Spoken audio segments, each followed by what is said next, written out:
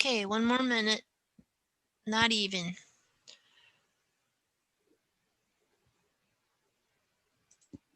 Okay, all set. All right. Good evening, everyone. Thank you for joining our regularly scheduled Board of Education meeting, January 25th, 2021. Go ahead and call the meeting to order.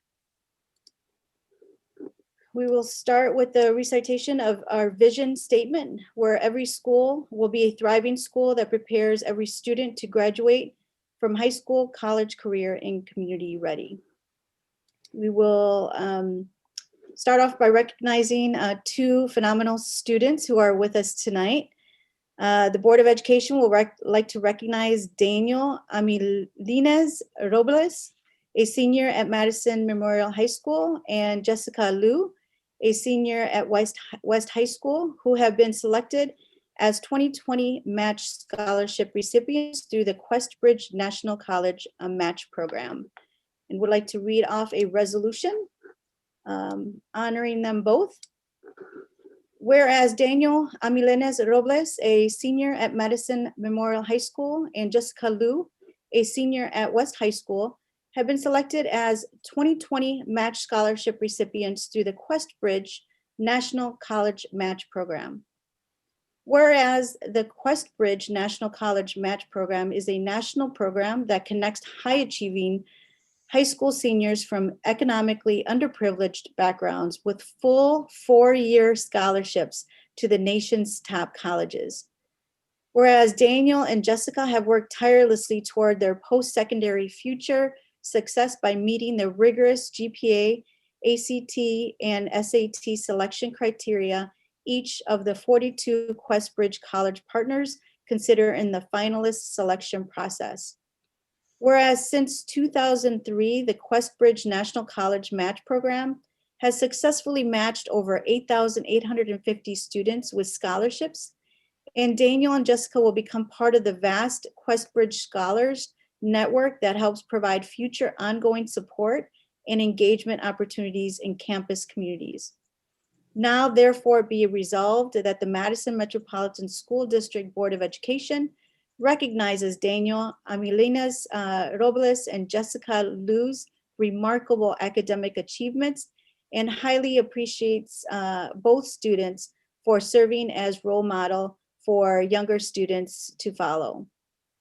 Be it further resolved that this statement be permanently imprinted in the Board of Education minutes for the meeting of January 25th, 2021. Congratulations. Yay. We are so proud of you both, and good luck in your futures. Amazing work.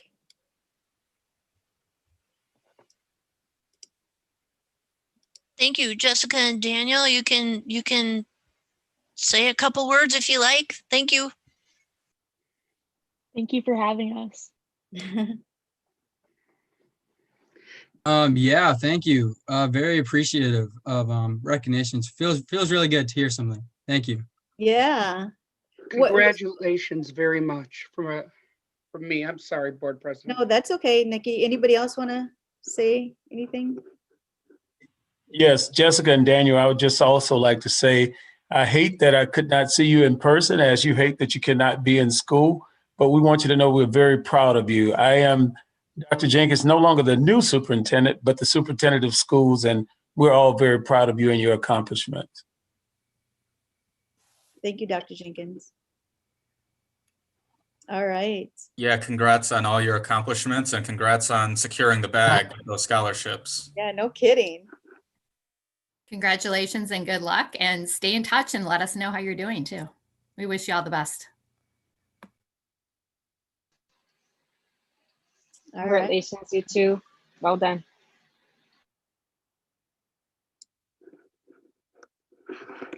All right, anybody else? Okay, all right. All right, well, thank you both for joining us. We will go on to the next item. I do want to suspend the rules to move Falk Elementary School. I'm sorry, Ananda, go ahead. Did you want to? I wanted to make a motion to suspend the rules. Okay, thank you. and then change our agenda order to make the item 8.1 for us to discuss and vote now. And that item is around the Falk School renaming. Great, thank you, Ananda. So we have a motion on the floor to suspend the rules to move Falk. Second by Nikki. Second, Nikki. Any discussion? Okay, Julia, your advisory vote? Aye. Aye, all those in favor? Aye. Any opposed? Okay, motion passes. We'll go ahead and move Falk up. And who's- Ms. Reza, I would like to introduce Yolanda Shelton Morris, the chair of the ad hoc for the citizens group for the renaming of Falk. okay. Hi, Yolanda. Hello, hello. Good evening, everyone. On behalf of the Citizens Renaming Committee, it is my pleasure to appear before you this evening to share a brief summary of the work the committee engaged in to rename Falk Elementary School. We extend our thanks and appreciation to the board for appointing the committee to do this very important work. Our work began late last summer, and included reviewing all proposals received, which was a total of 5 proposals, 2 of which were for the same person, ensuring all proposals met the criteria established by the board policy and were also in alignment with the vision, goals, and mission of Falk Elementary School, reviewing public input, providing the committee's recommendation, holding a public hearing on our recommendation, and submitting our final recommendation to the board for further consideration. As chair of the Citizens Renaming Committee, proud member and current chapter president of the Madison Alumni Chapter of Delta Sigma Theta Sorority Incorporated, which was chartered by 23 remarkable women in 1977, one of which was the dynamic and visionary change agent, Miss Malele Chikasa Anana. It is my esteemed honor to recommend that Falk Elementary School be renamed to Malele Chikasa Anana Elementary School. Thank you. Thank you. Anybody else want to speak? Oh. No, do we have any other speakers? Okay, it does not look like we do. Ananda, go ahead. Yeah, go ahead, Ellie. I think we raised hands at the same time. Go ahead. Oh, okay. Go ahead, Ananda. I think we did beautiful. You all did a beautiful job representing at the instruction work groups. I don't want it to be repetitive, but I'm so glad, Yolanda, you made the time to be here with us and to share with us so we can have an opportunity to hear from you directly. And I know virtual spaces can be really limiting, but I totally feel I feel you, and I feel the energy, and I feel the emotion and the responsibility that it is to have Miss Milani's name in one of our schools. So thank you so much for your leadership on that work, and thank you so much, Adam, again. Thank you. Great. I'm just gonna go ahead, Dr. Jenkins. Yeah, I just wanted to add to congratulations on leading the process, and thank you guys for doing such a fabulous job and taking out some of your personal time to do this. You know, as we know, this is pretty big. Thank you. I'm gonna go ahead and read the motion. We'll get a second and then we'll have discussion. Okay, I move that the Board of Education accept a recommendation from the Ad hoc Citizens Committee relative to renaming Falk Elementary School to Malele Chikasa Anana Elementary School. Can I get a second? Ali, second? Okay, now we'll go into discussion here. I guess I'll just start off. I mean, I think, Malele, I've known Malele for a very long time. She was a role model to many of us growing up in Madison and really looked up to her.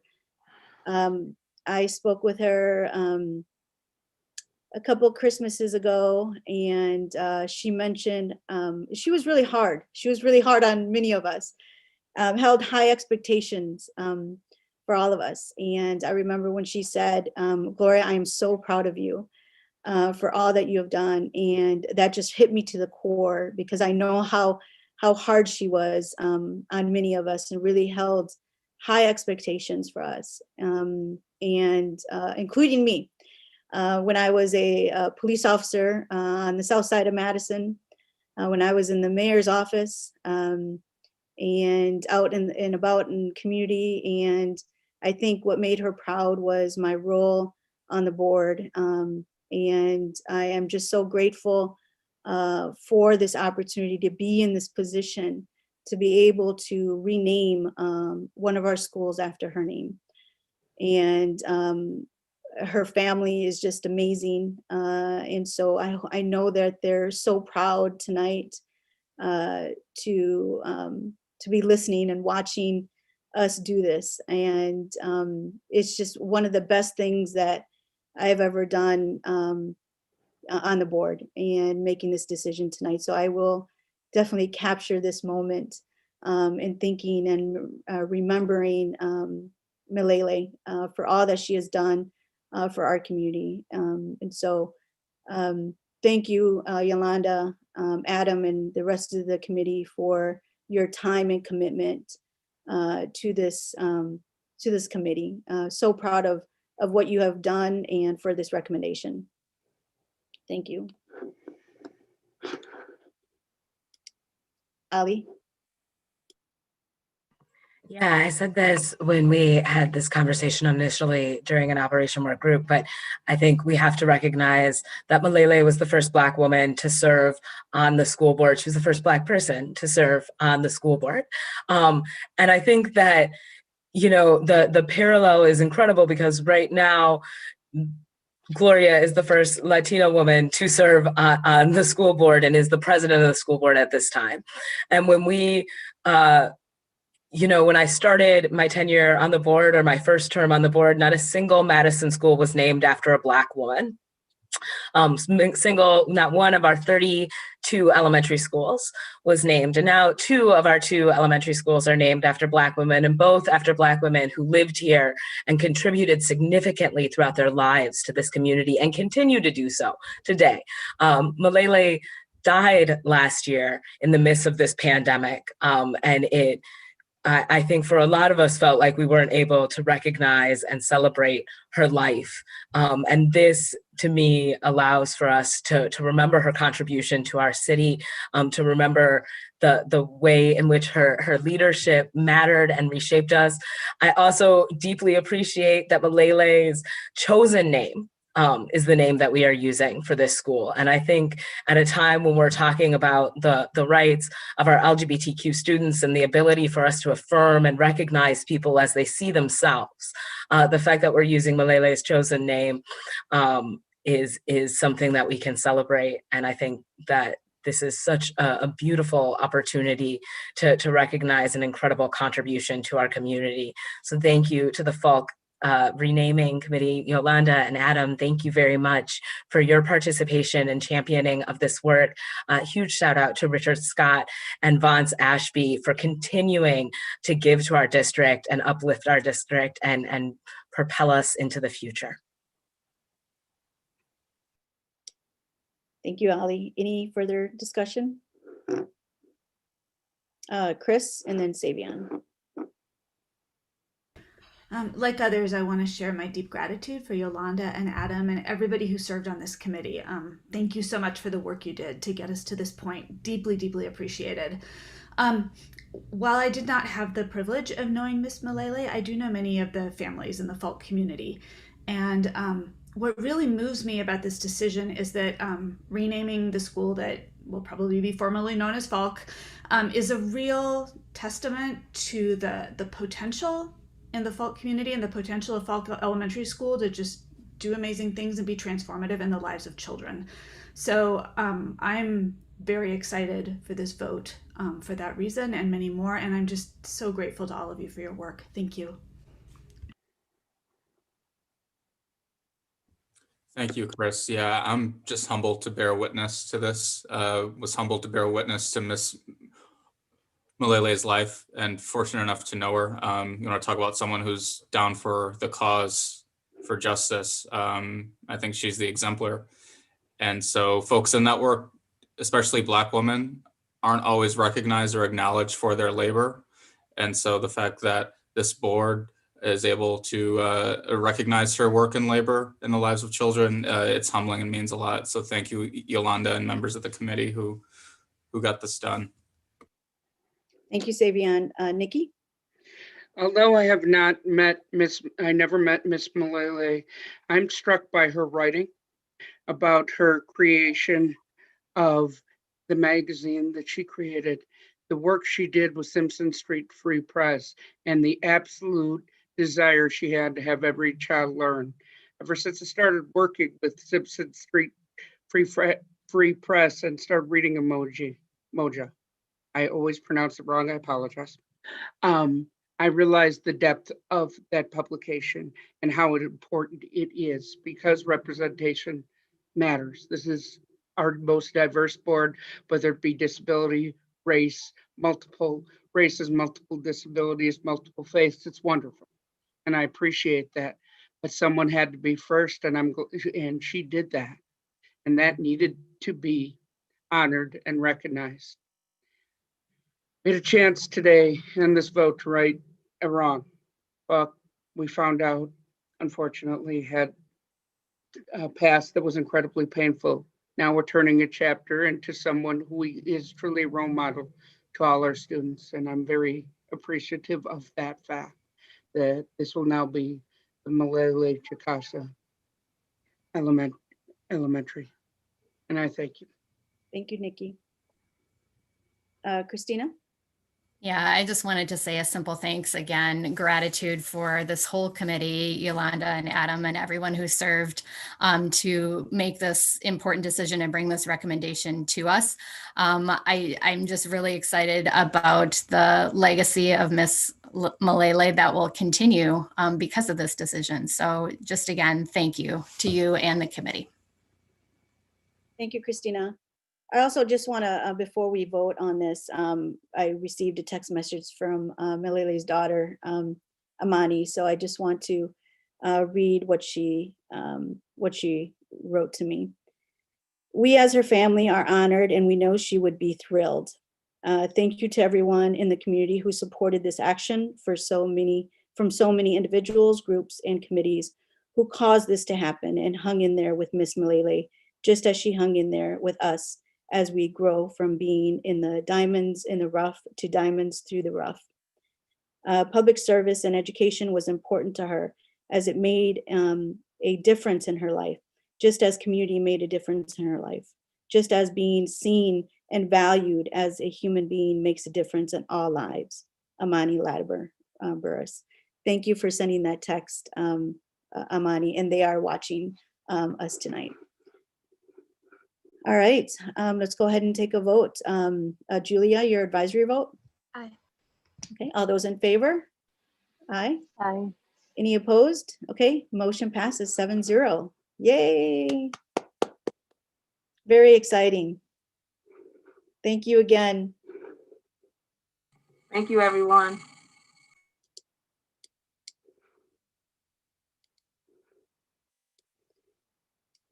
All right, so next we will go to approval of minutes. I move that the Board of Education approve the minutes from the regular meeting dated November 23rd, 2020. Can I get a second? Second, Savion. Savion, second. Julia, your advisory vote? Aye. Okay, all those in favor? Aye, show of hands. Any opposed? Okay, motion passes 7-0. Next, move into board president's announcements and reports. We have the 17th annual Read Your Heart Out event is going virtual. The 17th annual Read Your Heart Out is back this year for a virtual celebration of Black history, culture, and experiences through community partnerships. Throughout the month of February, our schools will participate in this celebration of National African American Parent Involvement Day. Traditionally, parents, community members, and volunteers read books, recite poetry, or connect with students through visual or oral storytelling in the classroom during the event. However, due to COVID-19, readers will now engage with students virtually. The board thanks our Family, Youth, and Community Engagement Department for continuing this wonderful experience for our families and all the participating community partners and volunteers as well. National School Counseling Week. Mary Ann Matt, School Counselor of the Year, is the School Counselor of the Year. Each year, MMSD celebrates National School Counseling Week during the first week of February. Our school counselors play an integral role in student success and have had a tremendous impact in helping students progress academically, supporting mental health needs, and assisting in post-high school planning. This year, our own MMSD Capitol High School counselor, Mary Ann Matt, has been named the Wisconsin School Counselor of the Year, having been selected out of 2,200 school counselors in the state. Mary Ann now qualifies for the National School Counselor of the Year and will be invited to Washington, D.C. in February to be recognized as our state winner. The board recognizes all of our dedicated school counselors and congratulates Mary Ann Matt on this wonderful accomplishment. Congratulations, Mary Ann. And thank you for all you do, particularly during this time of COVID. Thank you so much. Black Lives Matter and School Week of Action is the first week of February. This evening, the board acknowledges our district's commitment to Black excellence as MMSD participates in Black Lives Matter and School Week of Action the first week of February. The goal of this week is to teach our students through lessons, discussions, and art about Black history, structural racism, and restorative justice. This initiative is supported by the district and the school board, MTI, and various community partners. We are so proud that we have teachers district-wide who are eager to have honest conversations in school communities for students of all ages and backgrounds to engage with issues on racial justice. Next on our announcements is just a brief update or information on the 2021 State Education Convention that Ali and I attended. As you recall, we had a whole list of resolutions that we had conversations around. And so I'll just report on what happened during that. And I thought I had the paperwork in front of me during that time, but we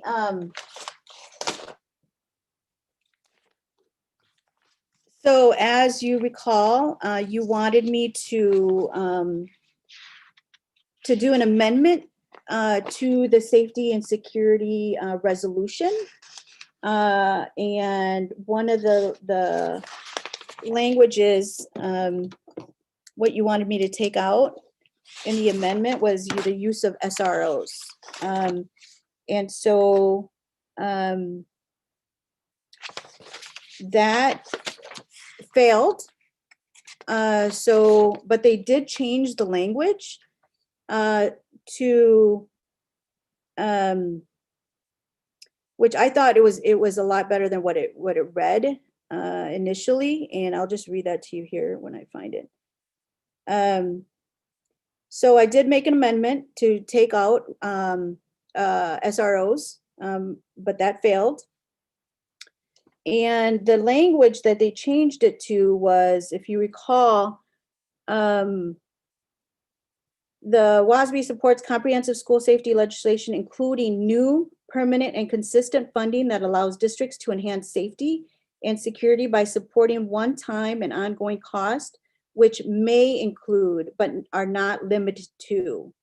They added that language, so which may include, but are not limited to. I still voted against that language because we did not have a discussion about that during the board, but that language did pass. But I did go ahead and just voted no to that change. Everything else that we wanted, as far as the resolutions go, are in our favor. I'm trying to see here. Yep, went in our favor. The mascot resolution actually passed this year. If you recall, yeah. As you recall, last year it did not pass, and we had a whole like conversation and discussion about it at the convention on the council floor, and it was really discouraging. Well, it passed. And so I think that was the only report out on the Good for Wasby. yeah, well, you know, it was a tough conversation, but we made it through. Did the special ed pass? That's what I'm trying to look for right now. Thought I had it in front of me, but here it is. Do you remember what number that was? Let me see here. That was special education. That was 15. It was D, I think. D or E. Hold on, I'll find it here in a minute.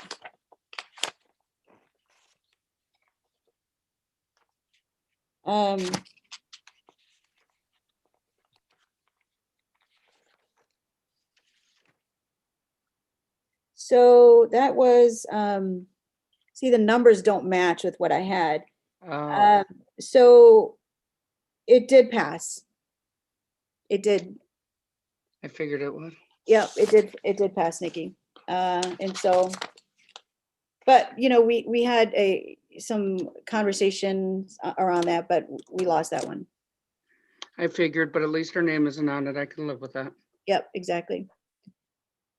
And then Ali, do you want to just provide an update on the breakouts that you attended, if you have any?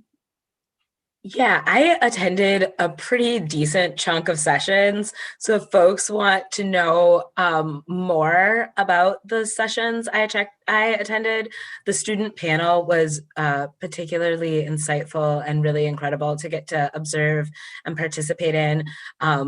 I went to a really thorough examination of kind of school finance and what that looks like right now, and the way different districts are approaching and strategizing around kind of the current reality given the pandemic. It was really helpful, but it was also really affirming in terms of our administration's approach and guidance, because a lot of it fell very much in alignment with things we're hearing in our own operations work group. I also got a lot of information on superintendent evaluation. I know that 5 of our board members have actually never done a superintendent evaluation. So Dr. Jenkins, you're kind of our experiment, but luckily we got some really good guidance from WASB, and if folks want to check in with me individually around that, I would love to answer folks' questions or connect folks with resources I was connected with throughout that process. Those are kind of 4 sessions that stood out to me. I'm happy to send you all the full list of things that I attended, and talk about any of them to the extent that folks would like to. So thanks, Gloria, for letting me go along. I learned a ton, and I'm excited to use the information to serve our entire community and this body to the best of my ability. Thank you, Ali. Yeah, you know, it was really tough. I mean, doing anything virtual, it wasn't the same. So I would recommend next year, you guys, for a few of you to just go. I think it's so beneficial to go in teams along with our superintendent. It's so impactful and you learn so much. And so it really is. So really, hopefully we're, we have recovered from COVID and everybody can be there in person. Totally recommend it. It's a great experience. And, it is important that we have a representation when we are making these decisions, particularly around these resolutions. So, all right. Next, unless anybody has any questions, comments. Okay. Next is superintendent's announcements and reports. Dr. Jenkins? Okay, thank you so much. And really nice to hear about your meeting there in terms of just continuing what you're learning, in particular in those areas of what we're all experiencing across the state. So that was really nice to hear. What I wanted to kind of do is to give a little update in terms of our engagement on several levels, but not too long. One, I just would like to take this time to just say thank you to our wonderful community and to the staff and to the board members as we have gone through this decision-making process relative to where we are with our schools based upon the science in terms of reopening. Our schools are remaining virtual. It has just been incredible the amount of feedback that we've received either through emails or other means. And thank you to our staff too, as well, as everyone continues to weigh in on it. But we have just a fabulous internal and external advisory team, individuals from our community, in the medical community, that participates with us. And I just wanted to publicly say thank you to them. So many people are concerned about our students here in MMSD. And then the other piece, I wanted to come back and give you a follow-up, kind of a prelude to what we're going to be doing as we report back during virtual, what's been the impact in terms of our students across the country. You're reading many articles or hearing how students are disengaging. And I know Chair Reyes had that at the heart of the beginning of virtual about our students, in particular our African Americans, Latinx students, and our special needs students, and our students with less means still participating. And in the first quarter, we were looking at a number of students had already begun to disengage because students, as we recall, they've been in this since COVID hit, since last March.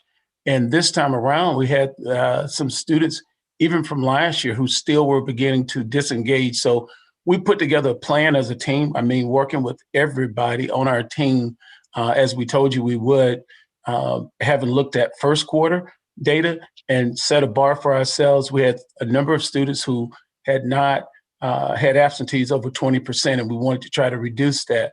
At this particular time, we're looking at roughly 20%, 20,933 of our students are at 86% or higher. Those are just our K-12, but when you add in the 4K as well, we have 22,271 students who are now back engaged after some serious outreach effort. Last spring, you had roughly 3,552 students who were disengaged, who had checked out. That's about 14%. And then of those students this year, 37% of them, 1,302 of those students were still somewhat disengaged. But as a group, we went out and reached out to those students in many ways. And what we found out, students were just not signing off the computers. There were many things that were happening. So we were trying to get the voices of the students other than the typical surveys. So we reached out to the students and found that there were a number of issues within the family that were going on. And we tried to work with those students. And some of those continue to be highlighted around internet access. And so as a result, we had our team working not only just with the schools themselves, but trying to work with some other entities within the community. And I have to say thank you outright to 100 Black Men for their support, how they came in along with some of our other local people to try to support us in getting our students back engaged. As I said, I'm going to come back to you with some of the things we're doing, but right now we know that some of our students not engaged, but some of our students are being impacted by virtual. So we've already begun the process of looking at how do we re-engage our students when we can't open again, but we're also looking ahead at the summer and looking at a summer semester for our students and also looking into the fall. So I just wanted to come back tonight to let you know that we really do appreciate all the work of all of our staff, the work that they're doing, but we're going to do a full presentation for you in some of the specifics that we're doing to re-engage and also give you the voices of some of our students and some of their parents, what they're saying about the impact on virtual on all of our students. So thank you. Thank you, Dr. Jenkins. Any questions for Dr. Jenkins? Okay. yeah, Dr. Jenkins, thank you for listening. I know I get a little obsessive when we're talking about our kids, our students of color, our most vulnerable students. So thank you for following up and working with our partners on that. They are definitely children that we can't continue to lose. And so I appreciate your efforts and commitment and focus on these children. So. And Nate, I would definitely like to say, Chair Reyes, thank you for being that way about our children, particularly our most vulnerable. And thank you to all the board members, because everyone has mentioned it. We know that this is critical. And I really can't say enough for people just like in our community, when you look at the Urban League, what they've done, when you look at some of the pastors, how they've stepped up, this is a very serious concern to all of us. But I really do appreciate your continued push in that area as well, and all the board members as well. As we work on this, we know we have to continue to try to do better. And also, I forgot one thing too. We've already started meeting, and we're going to continue to meet with the staff, meaning our teachers and our administrators, about when we return to school, how can we do it differently so that we can have better results? Because even prior to COVID, we had a number of students not being successful. So I've been receiving emails from some teachers talking about how we could even be more innovative to engage our students and try to accelerate their learning too. So thank you. Great, thank you. All right, next on the agenda is report on items that proceeded through the instruction work group held on January 11th, 2021. Ananda?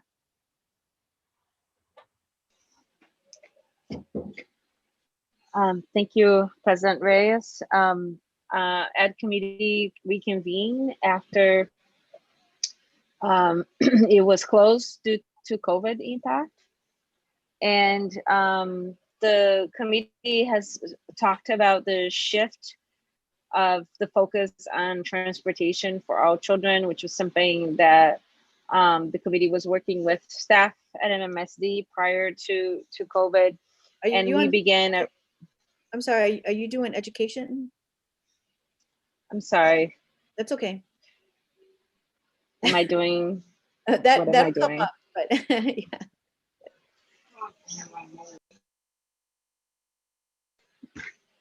Sorry, my aunt is bringing me food right now. Must be Instruction work group. Yep. We were really pleased to talk about the renaming of Falk, which we voted earlier today. We had a extremely helpful conversation on COVID by our healthcare partners, and I thought that was extremely helpful both for us board members, but as well as our community to see that discussion and for us to have that recording. We have made some really good conversations around how we're going to continue to engage in the reopening of the schools.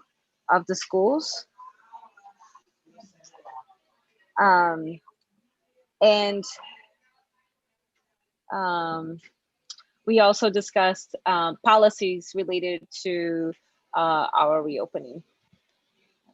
Not sure if there's anything else. Thank you. Thank you, Ananda.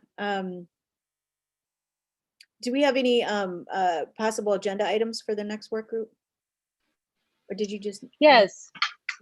Yes, so we're gonna have a more expensive conversations around reopening, which was something that this group have talked, and feel really strong about. So that's gonna be on the top of our agenda. And we also are going to be discussing what happens with athletics as we are in this transition space. Thank you so much, Gloria.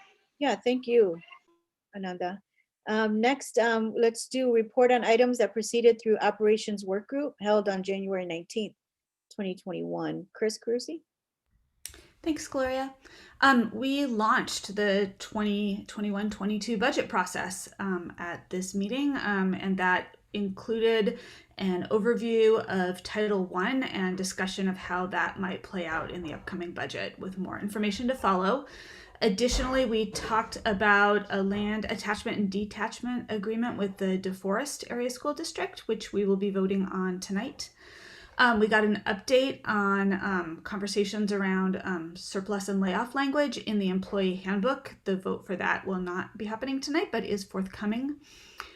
Our next meeting will be on February 8th, and we will be discussing the budget again with a focus on staffing and summer school.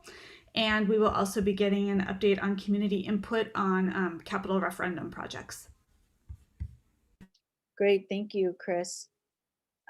Next are action items that proceeded through the instruction work group from January 11th. And we already did FALC renaming. We have some proposed policies that we did talk about in instruction work group, and they were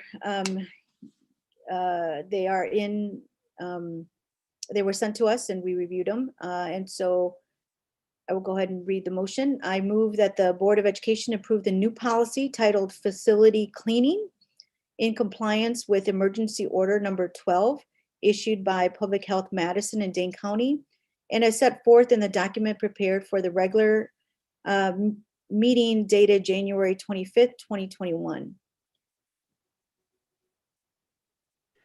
Okay, let's just Second, do it. Nikki. Yeah. Nikki, was that second, Nikki? Okay. Yes. Any discussion on that? Okay, Julia, your advisory vote? Aye. Aye, okay. All those in favor? Aye, show of hands. I can see them all. Okay, any opposed? Okay, motion passes 7-0.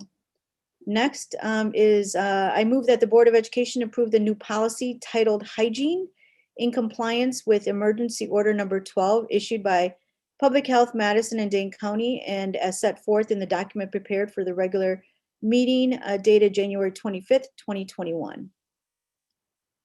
Second. Nikki, second. Any discussion? Okay, Julia, your advisory vote? Aye. Aye. All those in favor? Aye. Okay, any opposed? Okay, motion passes 7-0. Next, I move that the Board of Education approve the new policy titled Protective Measures in compliance with Emergency Order Number 12 issued by Public Health Madison and Dane County, and as set forth in the document prepared for the regular meeting dated January 25th, 2021. Might as well. And Nick, second. Any discussion? Discussion? Okay, looks like we got a few. I think you guys went up at the same time. Christina and then Chris. You're on mute. Yeah, I just had a question about A6, and this came in really late. It was a suggestion that I received that we take a look.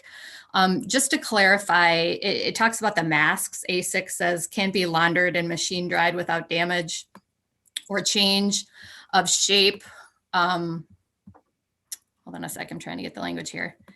If it is a multi-use mask and is a medical mask that can be reused if it is cleaned and not soiled, damaged, or hard to breathe through. So it was someone looking for clarification that students will either be able to wear a mask that is a cloth mask, or they will be able to wear a disposable mask. And I'm assuming that is what medical mask means. And I don't know if we need to change that and to an or to clarify that language. I'm trying to read. Yeah, it's A6. I see it. I can change that to an or. It is either or. You either wear the machine or you wear the medical mask. We just have to be clear that it's not a surgical mask. Right. Okay, so you are asking to change it to or, Christina. Yeah, as long as that covers it, Okay. that would be great. Chris, Does that cover it, Sherry? Yes, it does. Okay. Chris? So when we brought this up in instruction work group, I had mentioned the possibility of putting in some language around testing for individuals who can't wear masks. I'm still concerned that having individuals who are medically unable to wear masks, while it's important to ensure that we're including all students when we reopen schools, including students who may have a difficulty wearing masks, and staff for that matter. I'm a little concerned that being in indoor spaces with 6-foot distancing and no mask does increase the risk of COVID spread. And I appreciate the language change to say that we'll try to work with people to, facilitate mask use. But if people truly aren't able to wear masks, I do think that we need to be doing some testing to make sure that we're staying as safe as possible. Chris, I believe, as I indicated, this language came specifically from Sally. That was who I consulted, and I believe she was the one that consulted with our medical experts. Certainly, we can consider testing. However, it is kind of difficult to mandate testing if the district is not paying for that testing. And so that would be another hurdle that we would have to overcome before I'd be comfortable adding that testing would be required. Nikki? I actually agree with Chris on this, on Chris Carusi on this point. There are individuals who can't wear masks on disability. There are many who can. We can't make that blanket exception. Here's the problem. I don't want to create an opinion that, oh, these people could get away and not wear masks, so I'm not going to wear a mask. And that's going to lead to some real problems, is what I'm afraid. Because they're going to say, you're going to create a class of people, oh, you can't wear it, so then why are you here? Is either one going to happen, or you can't hear it, or you can't wear it, so you're risking us, our health, so you shouldn't be allowed in. Those are the two things that could happen from this, and I'm terrified of both of them because I don't want to create a suspect class, and I don't know how to fix it, but we need to have something there. Okay, Kelly? So I definitely hear, Chris and Nikki, your concerns. Would have some concerns. One, that we don't know how COVID-19 will be progressing throughout the spring and on into the summer and fall. And with so many unknowns, building this into our policy as a requirement, I think takes away the very flexibility of responding that we all just spoke about the need for last Monday. In addition to that, Sherry, I don't know if we can require families to get tested. We're going through this in our pilot program right now at Mendota, and it's been quite the lift to get parent approval process and parent really professional development in place about what testing is. That I just don't know in a policy we could enforce in that way, but I'll leave that to Sherry to respond. I'm certainly would like to remain flexible between our plans between now and moving forward. Kelly, you are correct. And again, as I said, the other issue would be if we're going to require it, then essentially we'd be required to pay for it. And that's a budgetary issue that I don't know that we can tackle tonight, nor do I believe that we should tackle that issue with this policy. Holly?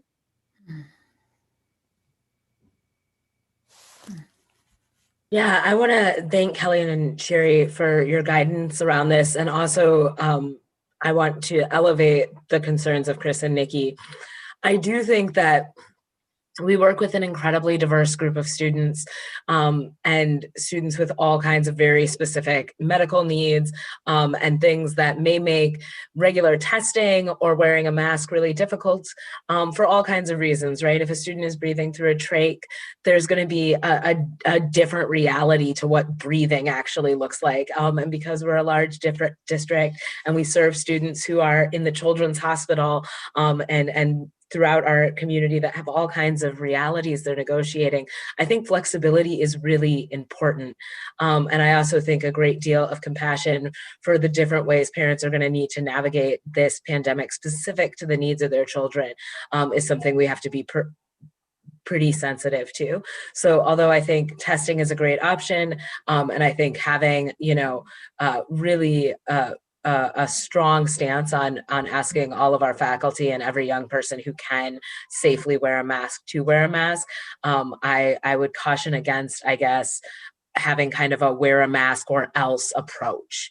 And I think that if it's wear a mask or you have to be tested to a certain extent in order to access your education, that we there may be some factors we're not taking into consideration at this time. Any other discussion? Nikki? I'm not saying not provide an education. In fact, we're required to provide an education.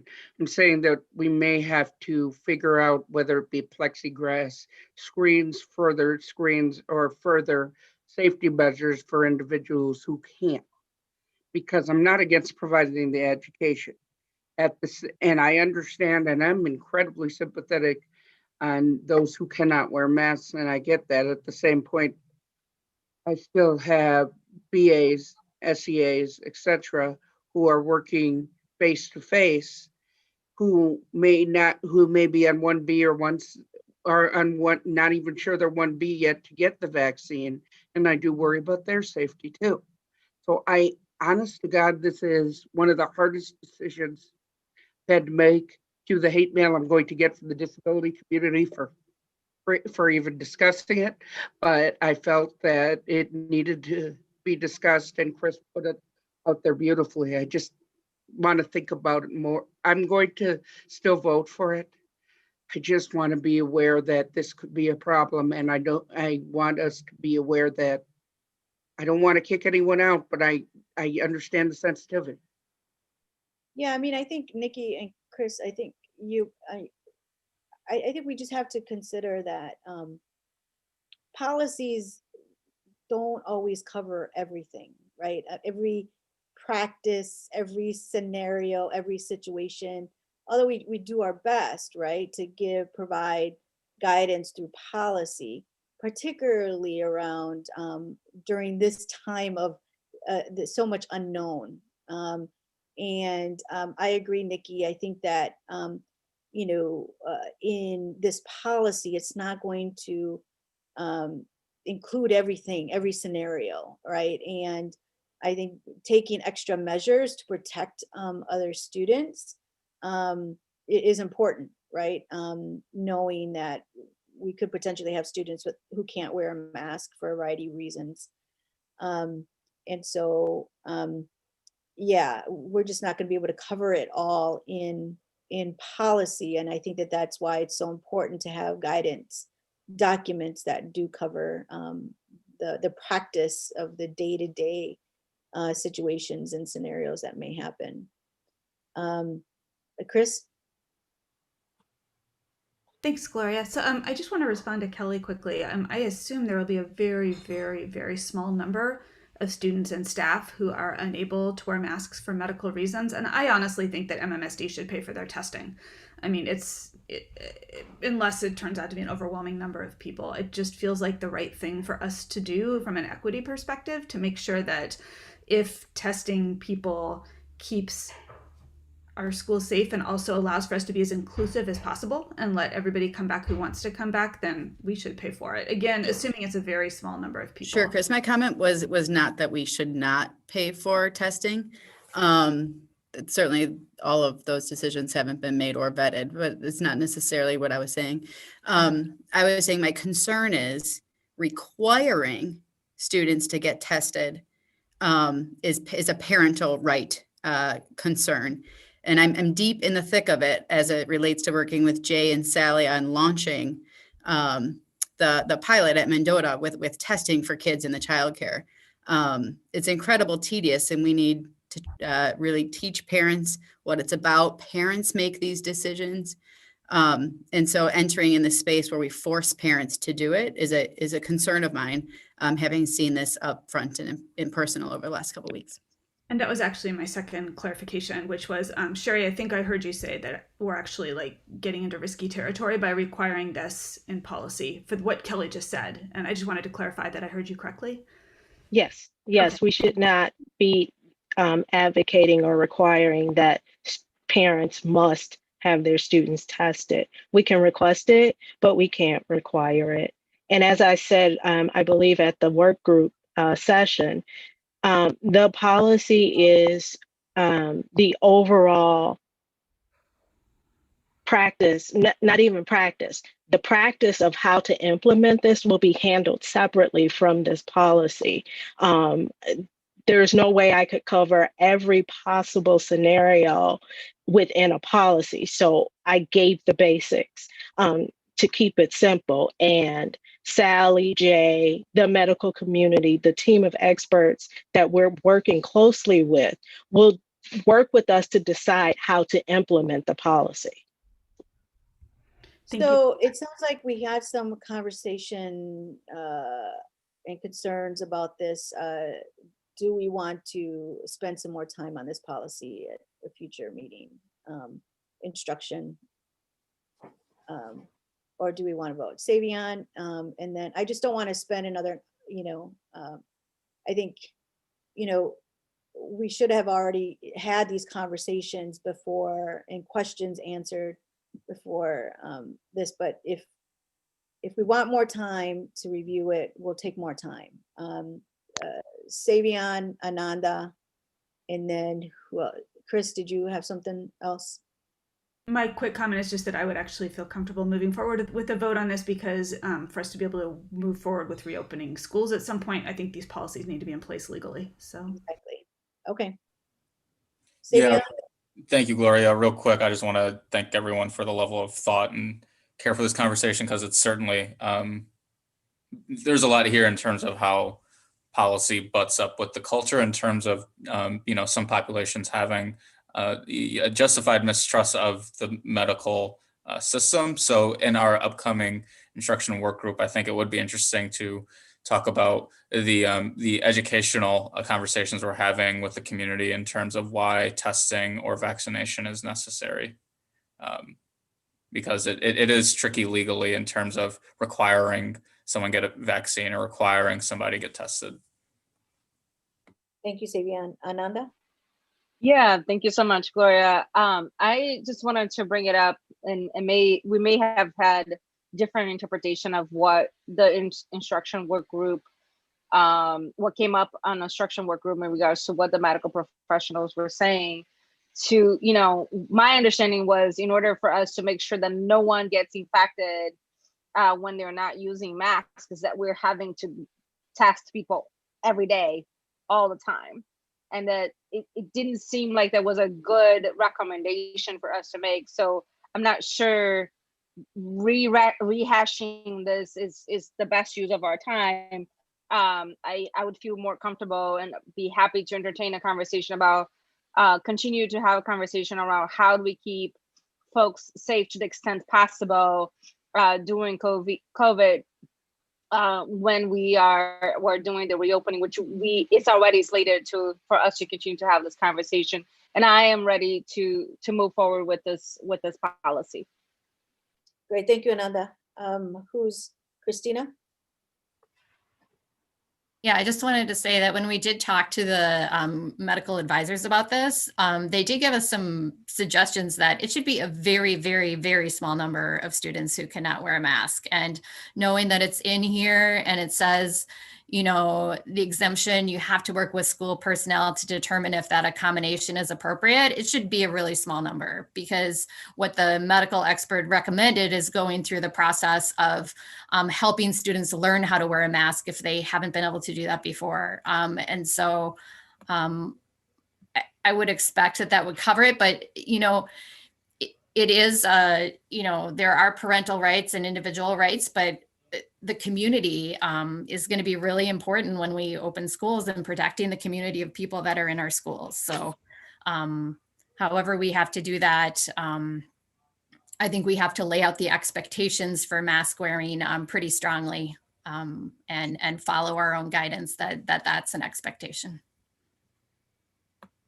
Great, thank you. Dr. Jenkins, did you have something? I'm sorry, did I? Well, actually, I think Chris pretty much summed it up. And what Sherry was saying, I think it's pretty accurate. We got to put something out there. We won't be able to cover everything, but we're going to continue to work on this, because when you start reopening, you're going to have something come up, as have many things continue to come up, and we have to try to pivot. But we're taking the close guidance of our medical community, and other schools are doing it right now. And whether it's one student or 100 students, we still have to take it the same way as we've been committed to. When we say we're going to be about equity for all, make sure everybody is safe. So we can figure those things out as we go along with our medical advisors' support. Great. Any further discussion? All right, Julia, your advisory vote. Aye. Okay, all those in favor? Show of hands, Aye. aye. Any opposed? Okay, motion passes 7-0. Thank you all.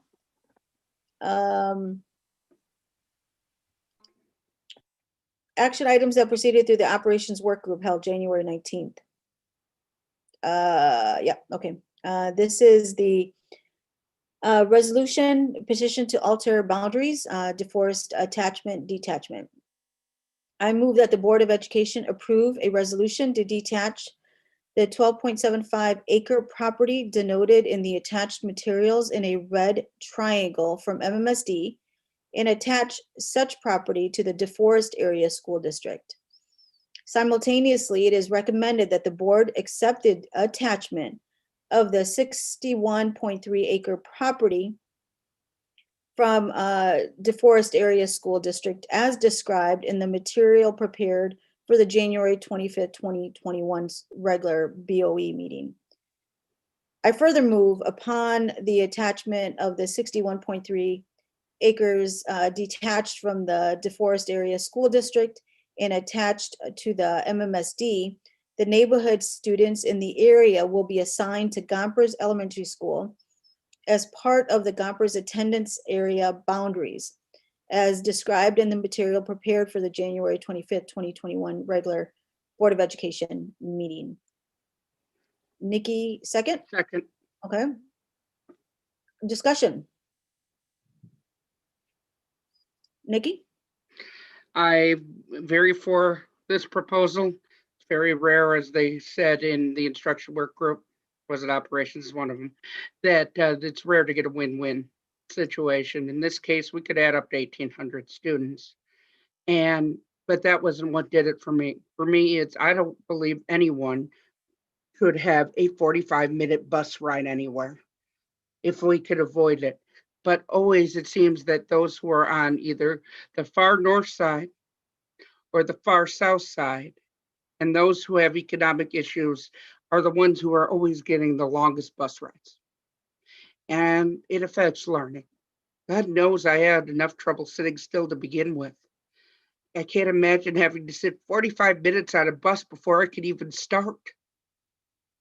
I just can't think that that's good for learning. You have kids who could walk to school from to Gompers, and additionally, if their parents want, they can open enroll to Lakeview. It's a lot, and it's much more convenient than 45 minutes all the way to DeForest. There's no connection to DeForest. These are Madison students, and they belong to be educated in Madison. So that's my view on it.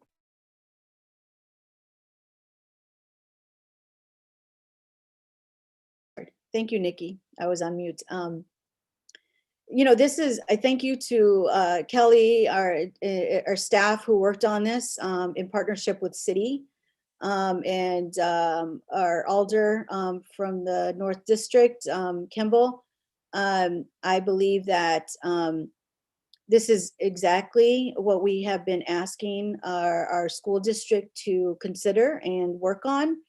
And that is look at our boundary districts in figuring out our growth and our future and their growth in their future. And I think this is a really great example of what can come out of planning ahead and negotiations. I think this is a benefit to both DeForest and MMSD. And thank you to our MMSD staff for leading this effort and partnering with the city and DeForest in making this happen. Anybody else? All right, I don't see anybody else. Julia, we'll go ahead and vote. Julia, your advisory vote? Aye. All those in favor? Aye. Any opposed? Okay, motion passes. Let's see here. Now we're on to consent agendas. consent agenda items. I move that the Board of Education adopt and approve all of the motions set forth in section 10 of the electronic agenda prepared for the January 25th, 2021 regular school board meeting, exactly as said motions are written. By voting affirmatively on this motion, a board member expresses his or her affirmative vote on each of the motions consolidated hereby, subject to any express separations that have been made by any member of the school board. Can I get a second? Second, Savian. Savion, second. Discussion, separations? No separation. I just want to highlight item 10.5. Thank you to the team for working to make these packets for students who we aren't able to connect with. Really important. And I thank you for that work. Yeah, that's great. Thank you, Savion. Also, to the donation from Boys and Girls Club. Thank you, Boys and Girls Club, for your support and your generous donation of the masks and sanitizers. All right. Any further discussion? Julia, your advisory vote. Here. Okay, all those in favor? Aye, with a show of hands. Okay, all the consent items passed. This is amazing. We are on a roll tonight. Thank you.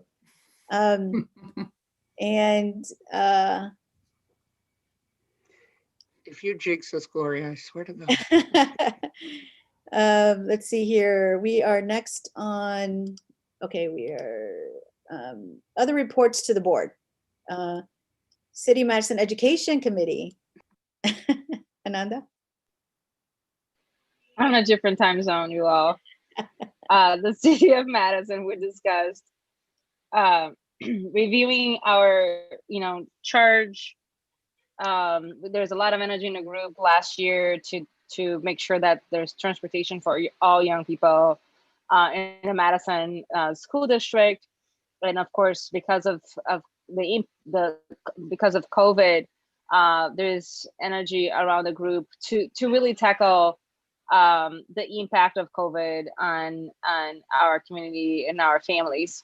And so the group has been discussing a couple of main things. One is Wi-Fi and accessibility around internet as we continue to be, virtual. And then the second main thing is mental health, the impact of mental health on our children and our families as we continue to be doing this. Kelly and I discussed briefly last week during our briefings around bringing to that committee as well childcare and how we can collaborate with this, continue to collaborate, but potentially have a greater level of visibility around a great need in our community, childcare for our families. Thank you, President Gloria. Thank you, Ananda. Student Senate, Julia. Yes, thank you. Student Senate's been doing a lot of great work lately. We had the opportunity last week to meet with wonderful people who are planning infrastructure improvements with the referendum budget, and we were able to provide some student input and student needs and wants regarding school environments. And then our mental health group also recently met with all the district health and fitness teachers to discuss, in middle school and high schools to discuss the importance of science-based teaching of mental health. And we're going to also be doing some work going into middle school classrooms and kind of providing some high school students input on mental health to sort of decrease stigma in those communities.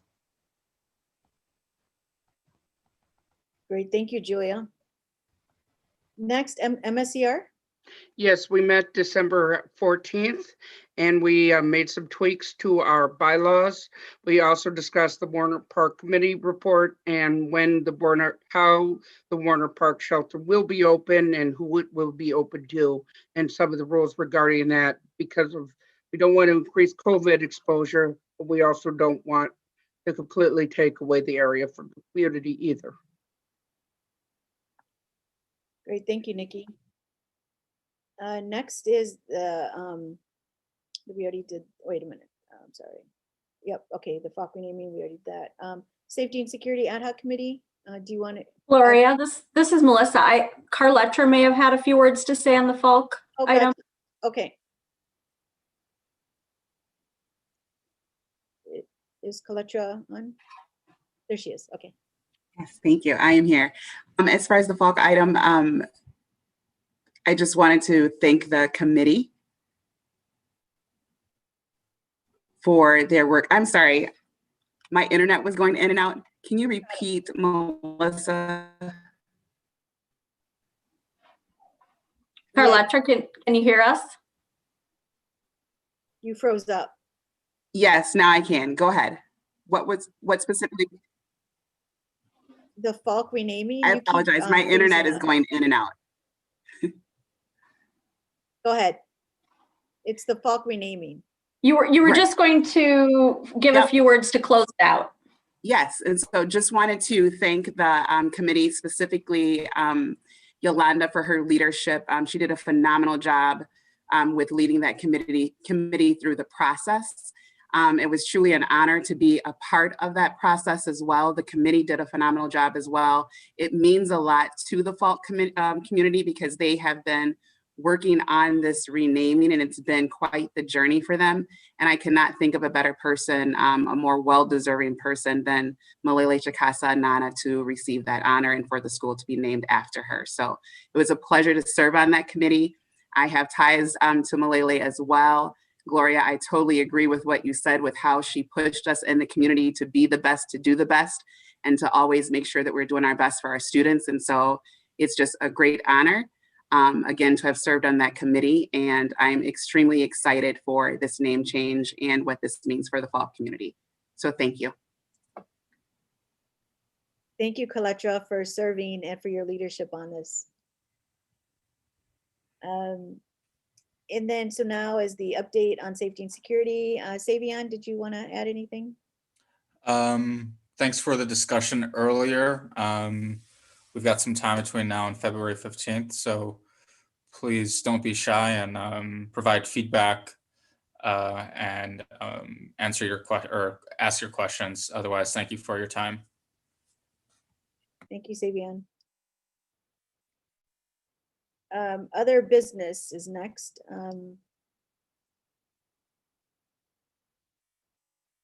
Okay, so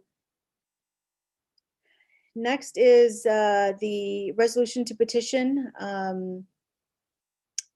to alter boundaries in Middleton. I move that the Board of Education approve a resolution detaching territory from the Middleton Cross Plains Area School District, 1000 Oaks West, and attaching to the MMSD pursuant to Wisconsin State Section 117.12 as provided in the document prepared for this agenda item dated January 25th, 2021. Second, Savion. And second, any discussion?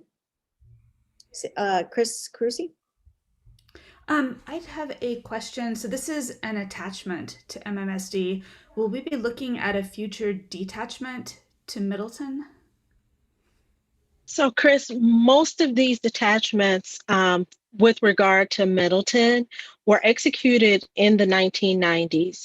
We're on the tail end of the attachment detachment process. I believe there is one remaining outlot that MMSD needs to attach to Middleton, and it's on a schedule. I'd have to see when that would come up before the board, but at this time, it's not up before the board because no one has expressed interest in actually purchasing that lot. That's super helpful. Thank you. And then do you guys have any sense of when there might be students, homes and students on this property? Like what kind of timeline are we looking at? So each time this one comes up, it's usually when the developer is beginning to sell the each plot or parcel of land. And this one is coming up because they are starting the advertising and development process for this parcel. Yeah, Chris, we have about a 3 to 5 year timeline on a whole lot of West Side properties that we'll need to talk through the long range facility plan process. That's super helpful. Thank you so much. Any further discussion? All right. I see none. Julia, your advisory vote? Aye. Okay, all those in favor? Aye, show of hands. Any opposed? Okay, motion passes 7-0. Administrator retirement plan. I move that the Board of Education pursuant to the terms of the administrator's retirement plan, which seeks to recognize the value of a long-term commitment to the MMSD, approve 4 applications. Second, Nikki. Nikki, second. Any discussion? Questions? Okay, none. Julia, your advisory vote? Aye. Okay, all those in favor? Aye, show of hands. Any opposed? Okay, motion passes.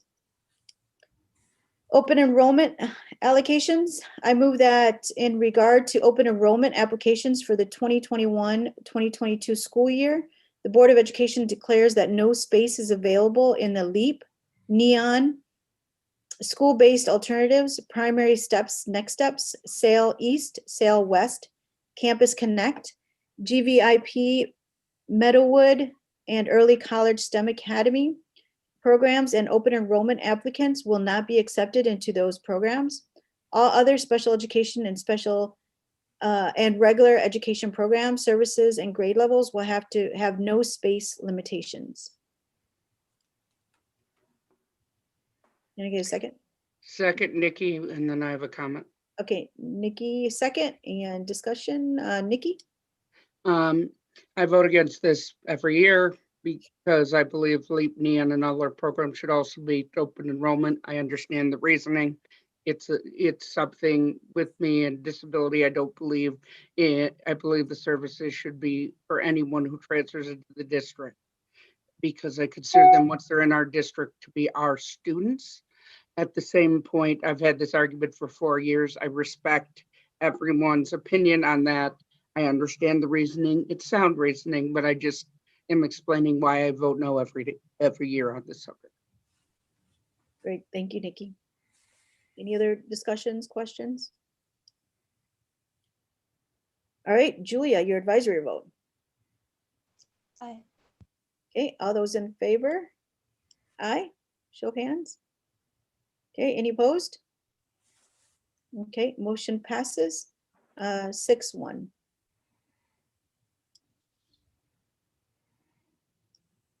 Memorial fundraising project plan. Seriously? Okay. I move that the Board of Education accept a project proposal from Memorial High School to 1, accept plans to add a new theater, band, orchestra, and choir space above and beyond the investments and commitments for a new theater approved through the 2020 facility referendum proposal. 2, accept through pre-approval of up to $13 million in donations through the Foundation for Madison Public Schools no later than September 6, 2021.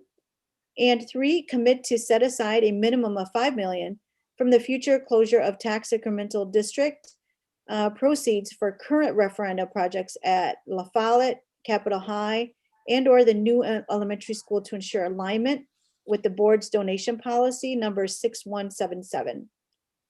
This action is taken based on the understanding that Memorial fundraising must meet the fundraising deadlines with cash in hand in order for the project to continue by the deadlines noted in the attached presentation materials for the regular meeting dated January 25th, 2021.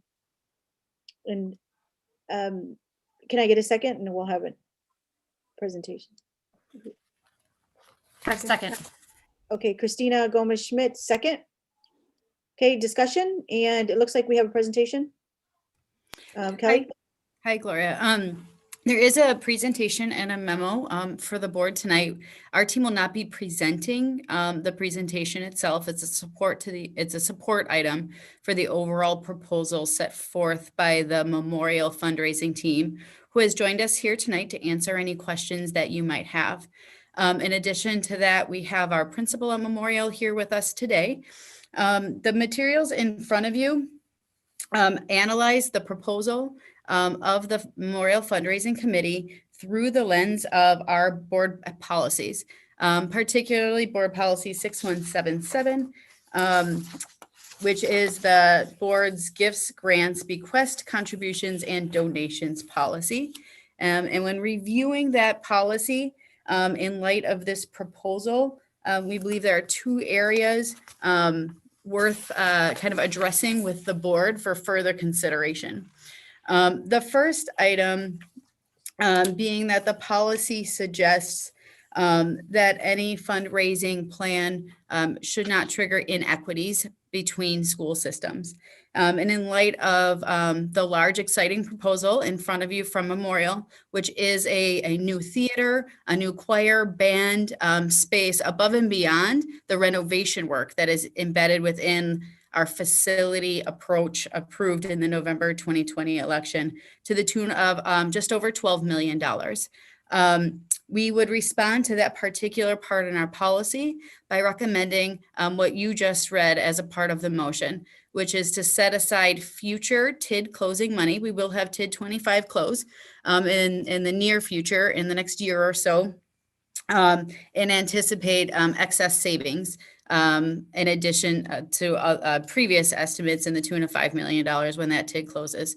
So we would recommend, in order to make this particular proposal more equitable for the other projects built into the facility plan, be it La Follette or Capitol High, for example, that you would commit to setting aside $5 million in additional support for those projects above and beyond the current referendum funding. Those communities are not in the position to be fundraising at this level. So we think it's a step in the right direction from an equitable standpoint. The second piece of this policy that's worth considering is regarding to the risk that the district could take on by committing to a large facility project, an expensive facility project such as this through our design process. If we commit to it now, the school board and the school district would be on the hook for the $12 million project. So in order to really mitigate that risk, we're recommending a couple of things which are built into the motion that you read tonight. The first is a timeline. What we're recommending is a timeline that sets milestones in place for the fundraising committee between now and the beginning of September. The beginning of September is when our deadlines with the architect to know which direction we are headed in with this project. So we are suggesting that the fundraising committee must meet those milestone target dates with fundraising goals throughout that milestone in order to ensure that they're on track for fundraising. And if any point in time those milestones are not met by the fundraising committee, that the overall larger project would end and would be rescoped based on what they had been able to fundraise at that time. The other piece that's a mitigating risk factor for this board as it relates to the overall financial risks of this proposal would be to require cash in hand versus any pledges. The administration does not have the bandwidth to be tracking down pledges for the next 4 years of individual. And so that's just not something we would be able to sustain for the foreseeable future and uncollected pledges or just the time and commitment to collecting it.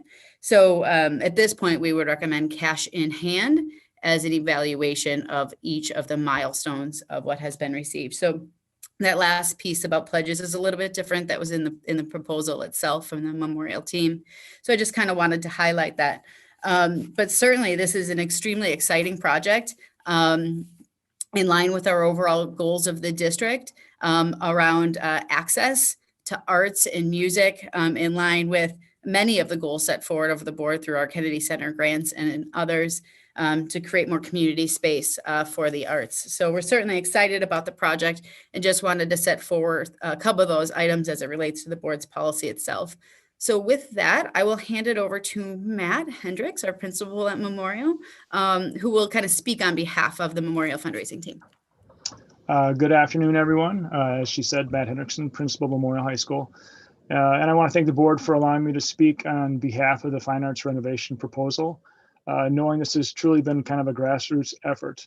I have with me tonight several committee members, including Ben Yeager, our music department chair, Randy Swigum, arts teacher leader for the district, one of our outstanding and hardworking students, Brady Katarkas, and Dan Mosier, who is a MMSD graduate and fine fundraising consultant. As many of you may or may not know, I'm a graduate of Memorial, and I've been part of the Memorial community in some manner for over 30 years. During this time, just as all Madison schools have, we've worked diligently to provide the best educational setting for our students, given current resources. In the 20 years that I've worked at Memorial, there's always been the what if conversations around updating the conditions of the building. And I'm sure these are very similar conversations that have been had throughout the district. Unfortunately, at Memorial, these conversations have never really led to significant fundraising efforts. They've just never seemed to get enough momentum to keep the projects through. Now, this all changed when the district opened the discussions about the possibility of a substantial referendum, heavily focused on renovating and upgrading the high schools. The time and effort put into the process by the district is to be commended. Never have so many had an opportunity to share and give feedback about their vision for Madison schools. Through the district's support in holding numerous community forums, we were able to reach a large and diverse representation of not only the Memorial community, but the Madison community. Yes, for Memorial, one of the major areas of concern that needed attention was that of the auditorium and music facilities. Not unlike many of the spaces, they lay basically untouched since the school was first built. When we look around, it's hard to deny the community pride that is seen coming together when they gather and support and celebrate on Friday night at a basketball game or a football game. And yet the auditorium sits empty most nights. We know our students are dedicated, hardworking individuals, and that we have a community that loves to celebrate them. And yes, we have celebrated our students in the arts over the years, despite the state of the facilities. And we will continue to do so.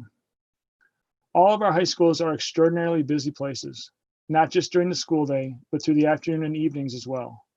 Hardly a day will go by pre-COVID that you would not find a building, gym, and fieldhouse space occupied by students and adults from around the community, often until 10 o'clock at night.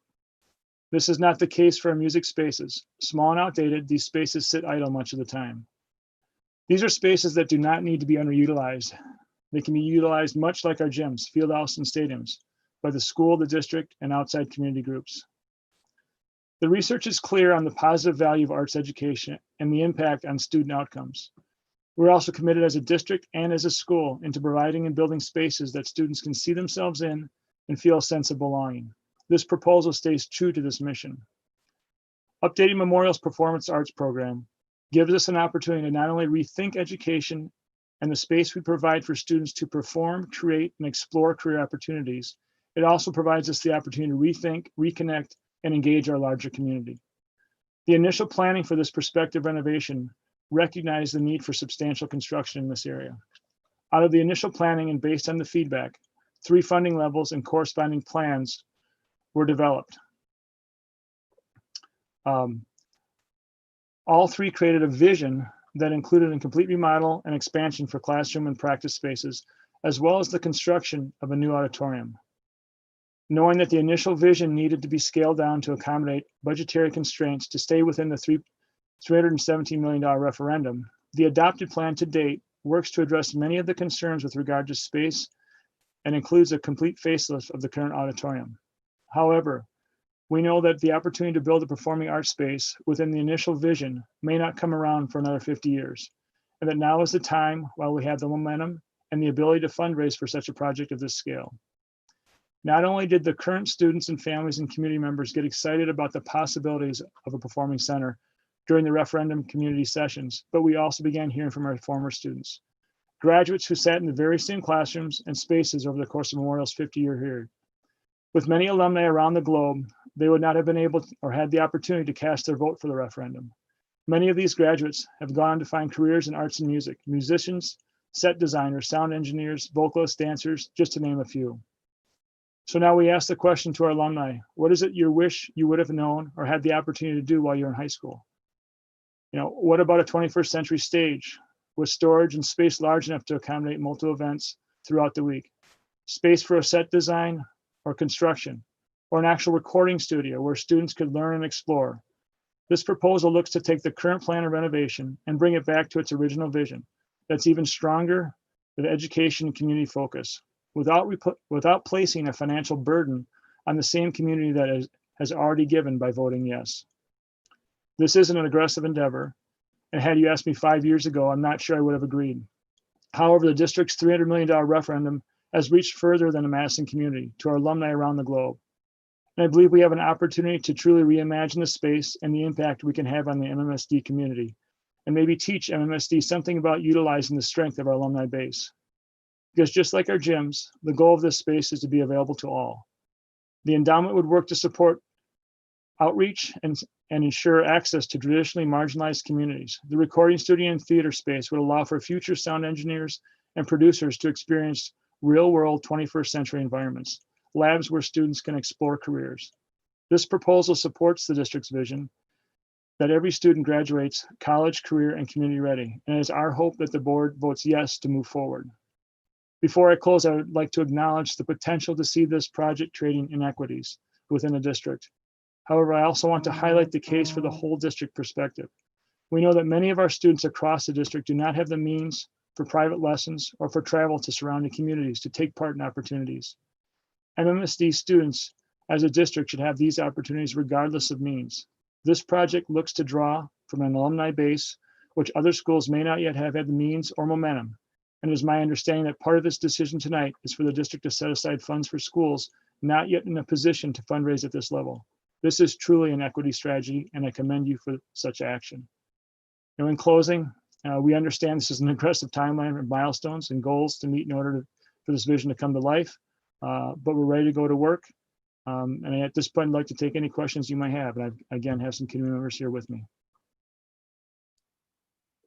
Great, thank you, Matt, for that and those words. Anybody else? Ben, Brady, Randy, Daniel, want to say anything before? Okay. Brady, thanks for being here with us.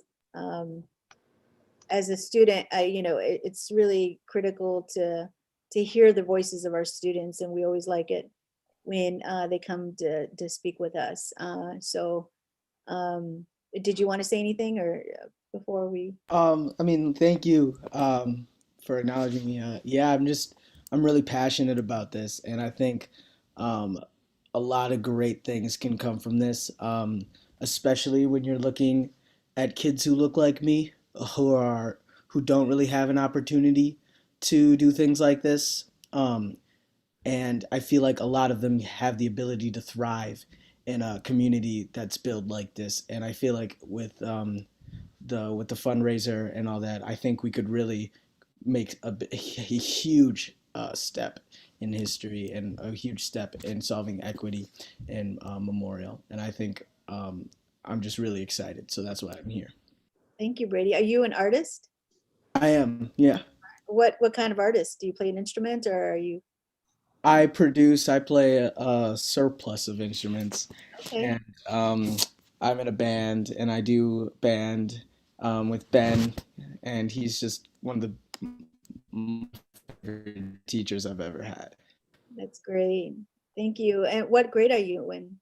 I'm a junior. Junior, okay. Great, thank you. Okay, we'll open it up for questions. Did I see Nikki? This is not a question. This is a statement. We funded the East Auditorium. We worked on improvements in West. The only two buildings that didn't have significant improvements, especially in their theaters, would be La Follette, which hasn't had major updates since the 1960s when my grandfather was principal, and Memorial. Memorials, I've been there many a time. I've seen the space. I've toured the space. I've been in the space. It doesn't do what it needs to do. One, I agree with this. I think it needs to be done. But number two, we're going to set up a policy and change it so that way that schools who otherwise couldn't compete are going to be able to fundraise in the future. So we can finally end the age-old argument over why do some get to fundraise and some don't. If I get one more of those emails, no offense, general public, I realize it's my job. But at the same point, you kind of go, I don't know how to answer that because I don't know why. Now I finally have an answer that we want an equitable solution, and the way we're doing it, catch as catch can, and those who have the most money are the ones that get picked. Isn't working. It's not equitable. It's not accessible, and needs to change. Brady, keep up with your music. I think you'll probably be an excellent performer. In fact, I know you probably are. I know you have a heck of a lot more musical talent than I will, and I wish you the best of luck on it. But I'm completely for it. Thank you so much. Thank you, Nikki. Who else had their hands raised? Anybody else? Chris Carusi? Thanks, Gloria. First, I just want to say that if you haven't checked out Brady's band, y'all should. It's really good. Second, I remember many years ago at the very beginning of the referendum process, Mr. Yeager showed up with a group of students to a packed room in the Doyle building to talk about why we needed to invest in fine arts at Memorial. This was one of the first grassroots feedback sessions we got on the referendum. And students, including students of color, spoke very passionately about how not only was fine arts central to their lives, but in some cases, fine arts was the whole reason they went to school. And investing in fine arts would absolutely be an investment in equity in MMSD. Fast forward to right now. We've got Memorial once again. As Mr. Hendrickson explained, we had a brand new theater in the works in the referendum plans. It got scaled back because we needed to stay within the amount of the budget we put out there to taxpayers. We needed to respect their limits. And Memorial has taken the initiative to go out and privately fundraise to make that dream come true without putting the burden on the taxpayers. So I want to commend you for taking that initiative and for being here and for really standing up for the vision that the Memorial community had for fine arts in our building at the beginning of the referendum process that unfortunately, because we can't put a burden on our taxpayers, we had to scale back on. I love this proposal. I read it closely. I think it's beautiful. I think it provides everything Memorial needs. I think the digital recording studio is a brilliant addition. I'm super excited about that. In my heart, I absolutely want to move forward with this. And as a board member, I also know that I have the responsibility to look at this project through the lens of board policy. And Kelly brought up two aspects of board policy we have to address, one being equity and one being risk.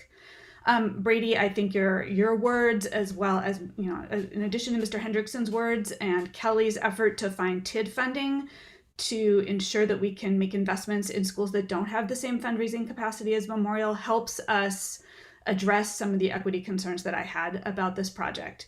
On top of that, I think we do need to think about the fact that West Madison, the far west side of Madison, we don't have community fine arts facilities.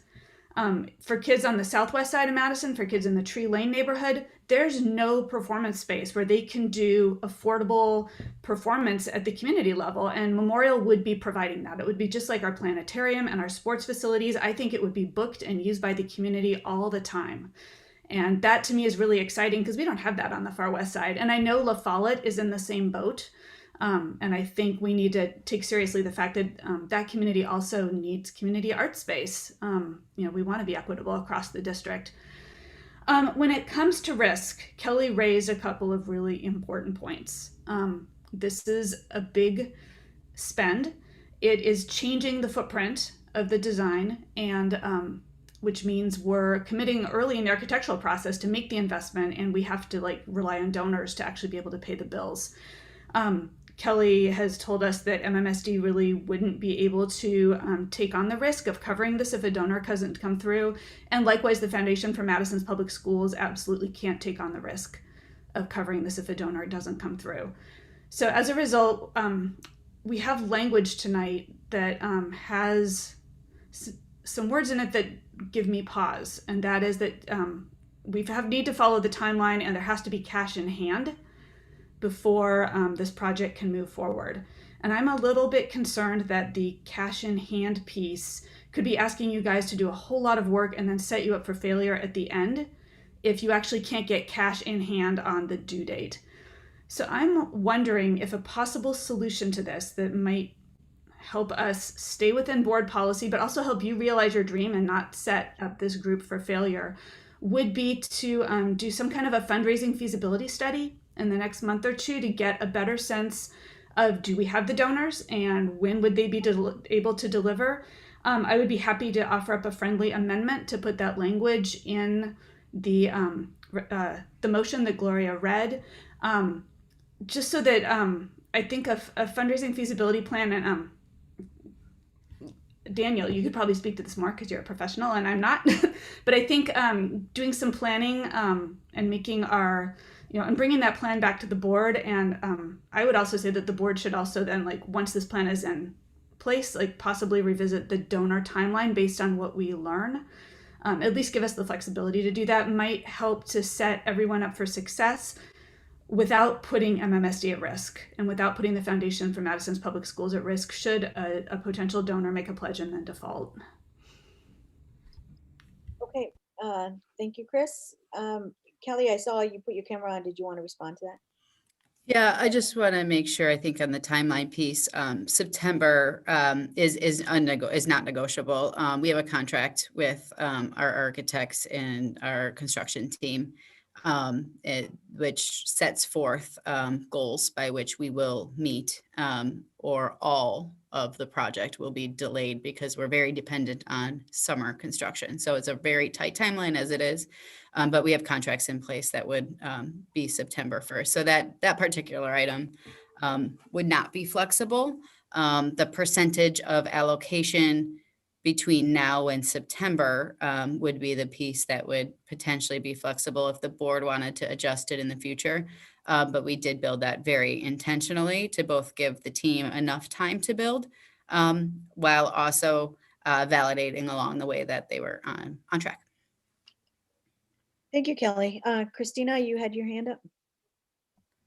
Yeah, and this is just, I guess, to clarify with Kelly, based on that response on the hard stop on the September deadline due to contracts, that's so construction can start in the following summer. Can you just walk us through a little bit on that timeline? I mean, we have 4 high school projects going on at the same time, right? Is there any flexibility for one of them to just design wise? No. All of our projects are on similar timelines, and that is intentional because we need to meet the summer work. So the September deadline is for the construction design, the architectural work in particular, so that we can go to bid for the projects, because we need to go to bid to get the winners, to get the projects even started. If the board needs more, I can bring up Chad Weezy. It depends on your length of time and needing to understand our detailed construction work. We can certainly follow up with a memo if you like as well. But September 1st is tied to the architectural rendering drawings, and it's a key milestone in our work. Memo would be cool. Thanks. I'm just looking at the very tight timeline for fundraising for this group on the other end. So Yep, it is. Christina, did you have anything else? Okay, any other board members before we go to Nikki? Because Nikki, you already went. Savion? Yeah. Chris, you already went. So, Savion? Yeah, Mr. Hendrickson and Brady, thank you so much for coming to speak for us tonight, and to the entire fundraising team and Memorial community for putting together a really thorough presentation. Personally, had a few concerns about the equity of it all, but I think y'all did your best to allay those and make it as accessible and equitable as possible. I think this will be a great asset to the community and students, as everyone in our community will be able to use this state-of-the-art facility. I guess my question is, what happens to the funds in the referendum that were already earmarked for a theater project? Do these complement those funds, or what happens? Yeah, they complement the funds. So it's above and beyond the funds that have been put aside for the renovation that is within the plan. It doesn't free up funds for other projects per se. I don't know if Chad, you have anything to add in addition to that, but. Yeah, thanks, Kelly. That is correct. We've been working with Findorf and our design team to give the best estimates. And, I think as part of that plan, we discussed an initial feasibility study where the entire team would have much more exact numbers in the next 6 weeks after they've worked with the entire, Memorial community around input on what they would need for this space. And then they'd be going through a similar process to the one that we've got going on right now at Memorial to design the rest of the building. And then we'd get them exact estimates on the additional scope that it would take to build this theater space. So right now the number is probably a little high, but we're erring on the side of the caution because we don't want any surprises here. But we would work with both Findorf, who's the construction manager and cost estimator, and Epstein Ewing to design what they have in mind for a full performing arts center. And to Sabian's question, we would essentially be looking at what the change in scope would be for the new addition. So the money we have allocated right now for what will be a very nice theater renovation would be put towards the Fine Arts Center. Thank you. And then I guess one final question. I'm sorry, I see Ali and Nikki. But when would the TID 25 sunset? So when would those funds become available for capital on La Follette?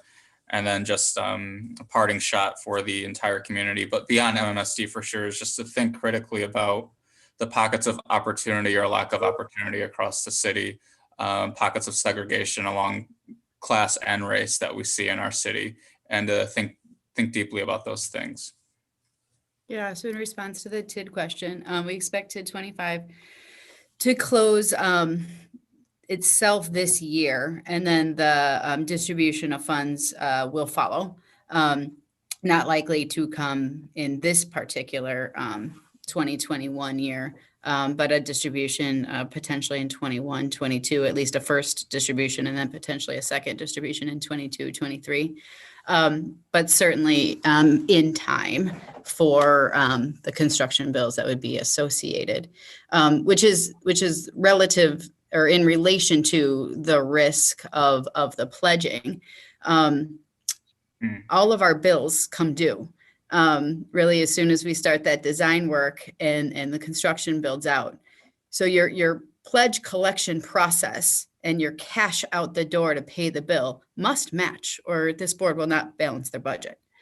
And so having a pledge process that is not controlled by the board does put the board at significant risk for timing of cash collection in alignment with when the bills are due. Nonetheless, the transparent budgeting process for the community itself, in addition to the project. So for the TID 25, I expect about $5 million above and beyond the $9 million kind of loan that we took out tied to TID 25, somewhere in the 21, 22 timeframe.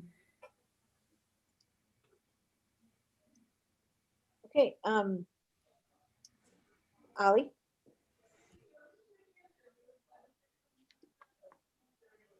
Thank you all so much for presenting to us, and I want to thank my board colleagues for their incredibly thoughtful comments and questions.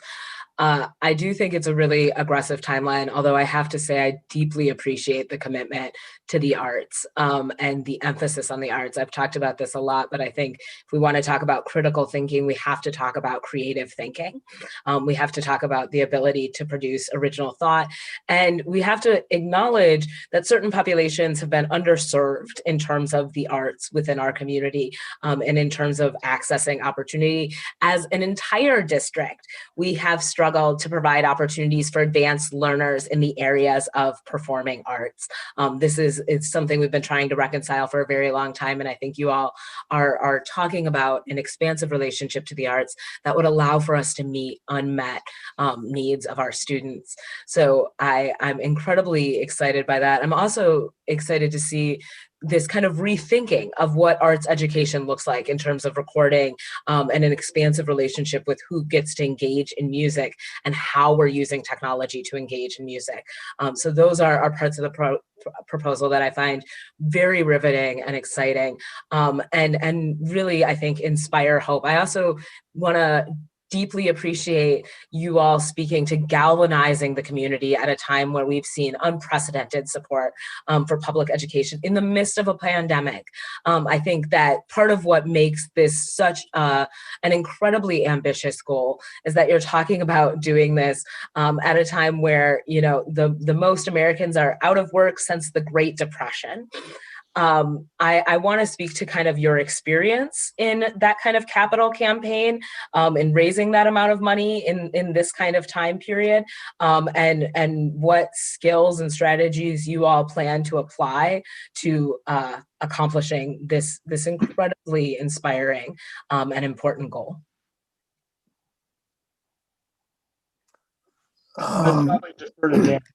Yeah, thank you very much. Well, first of all, it's wonderful to be here and to hear the thoughtfulness of the board. I've been removed from Madison since 1975, though my heart never left. Somehow my body keeps moving, but it really is encouraging to hear, again, not only the support for the arts, but public school, and I appreciate your leadership. Let me just say a few things about the climate for fundraising right now. There are many who believe that 2020 will be a record year in altruism and philanthropy in this country, for no other reason that people inherently are philanthropic. And during this pandemic, during these crises of the year, this was a way for people to, from their homes, express their faith in their communities, in humanity, and in projects that are important to their heart. The Madison Youth Arts Center is a great example of that. They've yet to go public, so to speak, on a campaign and are raising monies that will sufficiently complete that construction project. Reminder that the stock market is at an all-time high. This campaign will be obviously successful, not only with broad participation from as many people as we can reach, but obviously at the top end of the giving pyramid. And those individuals, many of whom have already set aside philanthropic funds, both in donor-advised funds as well as foundations, give me, again, a feeling of optimism. And finally, I think that the referendum almost serves as a challenge grant to the alumni and to other individuals. The fact that this community has stepped forward and essentially said to Memorial, we're committed to 70,000, can you do the last 10? Is one way of approaching our message to the alumni. We are clearly doing something incredibly bold here. The scale and scope of this fundraising is well beyond what we've ever tried to do in this community. But we have the prospects. We have not only people who have the wealth to share, but also have a passionate interest for Madison and for the public schools. And finally, they have a charitable nature. By any rough estimate, the graduates of Madison's high schools give away about $120 million a year to various charities if one looks at just the averages in this country. My hope, and I think the hope of the committee, is that the Madison Public Schools Memorial to Start, and hopefully all of our schools, will forever be on the radar of the charitable radar of our alumni. We're not going to do anything unusual in this campaign that most capital campaigns do. The most unusual part is trying to get pledges in hand before September. That is an incredibly aggressive goal. We were not going to find out unless we try. And we certainly, with the lists that we've looked at already, we certainly have the potential out there. But the risk is partly in not trying, I would think. As we talked earlier today, the committee, we hope to set a great example for what is possible throughout this community and not just Memorial. That was so beautifully said and explained, and truly a very heartwarming way to talk about fundraising, which can feel less than heartwarming at times. So thank you so much for speaking to that. And Brady, I am really excited to listen to your music. I think that's the first time we've gotten a music recommendation from Chris Carusi on the floor. So thank you for joining us tonight. Thank you for the work you're doing. That's great. Nikki? I want to bring you back, actually, to the Grammys over a year ago. They played Oklahoma, and the woman who won was an individual in a wheelchair singing the theme. Here's the one problem. She couldn't get up on stage because the stage wasn't wheelchair accessible. That's what we've done to the arts for individuals with disabilities. We don't give them a chance to perform. We don't give them a chance to succeed, and we don't give them a chance to be seen. The majority of our students who are Black, Brown with special needs will not have these opportunities if we don't take a risk. And sometimes you have to. I'm not risk averse. I'm not a spendaholic. At the same point, we're told that we need to think outside the box and we have to take a chance. On this one, I think we got to do it because very simply, how many kids are we going to lose if we don't? How many who are going to check out? Are we going to miss the next Ansel Adams? Are we going to miss the next Lin-Manuel Miranda? Are we going to miss the next Maya Angelou? Are we going to miss them because they don't have those opportunities? Or are we going to do something about it? Thank you, Nikki. Christina?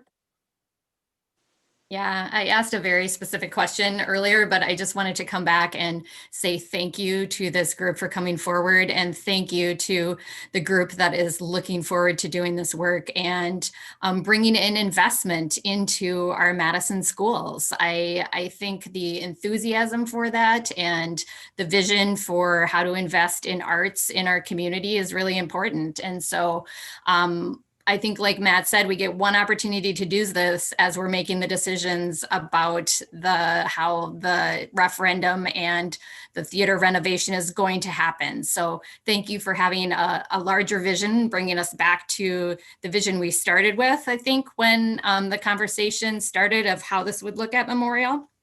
And I look forward to hearing more about this and hearing updates. I am worried about the timeline for you, but hoping that the planning and the enthusiasm and just all that you're willing to put into this will carry this through. Thank you. Thanks, Christina. Chris? So Daniel, I have a question for you. Is a next step in this process to do some kind of a feasibility plan or a study of like who your prospects are and when they might be able to donate, how much they might be able to donate? Well, in a traditional campaign, the feasibility study is an important step. You put together your case for support. You reach out confidentially to your top prospects, have them review the case, actually look at a gift table and saying, if you were supportive of this campaign, where might you fit on this gift table? The truth is we just don't have that timeline. That, as I pointed out to the committee, with the document that you're looking at normally takes somewhere from 2 to 3 months to put together. Thanks to this committee and my calendar, it was done in about 2 weeks. So we're going to do feasibility, but we're going to do it as we move forward if the board approves this project. If we have a list of prospects already that the committee has assembled over time, we have some good information. Thanks to the internet, we can gather a lot about both people's potential for support and their interest. But again, a formal feasibility study, we just don't have the timeline for. Again, we are putting some faith in, and my simple or my experience I can share with you regarding Madison, as some of you may know, and it's in the document, is 15 years ago, Ed Holmes asked me to help fundraise to supplement some district money for the front entrance to West High. And literally through a postcard and email campaign, we were able to raise $180,000 to supplement that construction process. More important than that money were the sentiments expressed in the bricks, if you've walked on the front of Ash Street at West High, of the alumni. I've never been involved in a campaign where people were not only so selfless, but expressed their appreciation to people, from teachers to faculty to nurses to janitors to their parents. The answer to your question is we don't have the time for a formal feasibility study. We're going to do that ad hoc as we move forward. And if we come to the conclusion certain names that we've got on our list now aren't coming forward, we're going to have to find some substitutes for it. I will say, as pessimistic as I am about that timeline this aggressive, I'm very optimistic about the names I've seen and my knowledge of their willingness to support a project like this. So I'm just trying to wrap my head around the risk here. If you guys only had $2 million of $12 million of cash in hand on September 1st, that's an unacceptable risk to the district and the foundation.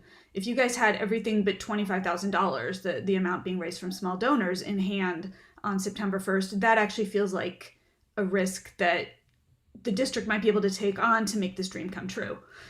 So I'm still feeling a little bit uncomfortable with the language around like cash in hand by September 1st, or we're not doing this. Well, my understanding is it's not cash in hand, but it's committed, documented pledges in hand. Kelly, can you clarify that? Yeah, absolutely. So Dan, this is the conversation you and I have had. The proposal and the motion on hand is cash in hand September 1st. As I mentioned, I cannot see how our board policy is followed, taking on the financial risk associated with pledges over future years, and no cash in hand to pay bills. So the motion on the table is cash in hand September 1st, which is the motion I recommend this board pass. Yeah, and I agree. I mean, I think that I think we have to have cash in hand. I am optimistic in our this fundraising team and our community to invest in this project. And so, but I do think that we do have to have cash in hand to commit this. I mean, I think it's risk to us if we do not. And obviously board policy. So, Chris, did you have anything else? I think I would actually like to offer up a friendly amendment. But first, Daniel, I just would like to get your feedback. Like, it sounds like you and Kelly weren't necessarily, maybe on, like, you had a different idea than Kelly did about what was going to be in hand on September 1st. I'd love to hear your feedback on that to the board. Well, let's talk about the risks. Let's start there. I mean, there's potential risk and there's actual risk. You know, I've been in this business in 35 years. I've never dealt with an unfulfilled pledge. In preparation for this meeting, I contacted the vice president of a university who's raised billions of dollars. He has never dealt with a construction project where a pledge has not been fulfilled. A signed letter of agreement is a legal document. It can be dealt with both with the donor and the donor's estate. So, you know, the potential risk is always there. The actual risk is negligible. Any legal action that's necessary would be used out of any of the funds raised, as they are used for other expenses. Again, not a responsibility of the board. That said, you know, I guess we could run the campaign in a manner that got all cash in hand. It's that much more difficult, especially since, you know, the construction schedule goes through 2024, is my understanding. I think we have to be in a position then with our donors to say that if we don't reach that full goal, we'll have to return all monies to the donors. And again, in 35 years, I've never been involved in charitable giving that is structured in that manner. Yeah, so these are the conversations we've been having with this fundraising committee for well over a month to 2 months at this point. None of this is unfamiliar to anyone on this call. The concerns moving forward that Dan just mentioned are not only the financial risk. Dan just mentioned that the district would not need to come and get the pledges. Well, we're the ones holding the bill. And so we certainly will be the ones holding onto all the risk. There is no way to avoid that until or unless an organization comes forward and is willing to sign an agreement with us, which is something we've proposed and no one has come forward, to say we will be the entity who will collect the pledges. We will spend the time to collect the pledges. We will sign up the lawyers to collect the funding. That's not something our district team can do. As you know, our legal team is very small. That's not work that we can do. And at this point, no one from an entity that actually exists in the legal world has come forward willing to take on that agreement. FMPS is not willing to take on that work. They're here in case you have any questions, but their board has made that decision. So until we have an entity willing to sign an agreement saying that they will continue to work on the pledges through 2024 after, we approve additional projects in the September 1st timeline, we're on the hook. Okay, Chris, you have a friendly amendment? A friendly amendment. Go ahead and read it off and say the motion. We can vote on it and then we'll vote. Go ahead. So basically what this amendment does is just give the board some flexibility to hear from the committee again and revisit both the deadlines and the cash in hand commitment this summer. I'm going to propose a date, but we can change the date. My amendment is that this action is taken contingent on the committee returning to the board on July 1st with an update, with the board able to revisit the fundraising deadlines and cash in hand requirement once this update has been received. This does not commit us to let go of that cash in hand requirement. It does not commit us to change the fundraising timeline. It just builds in a little bit more flexibility to see how it's going for all of you and reevaluate the risk. I just put July 1st out there because it seemed like it was sort of in the middle of the process. We could change it to June 1st if that makes more sense. I don't think any later than July 1st would be feasible. So I guess that would need a second.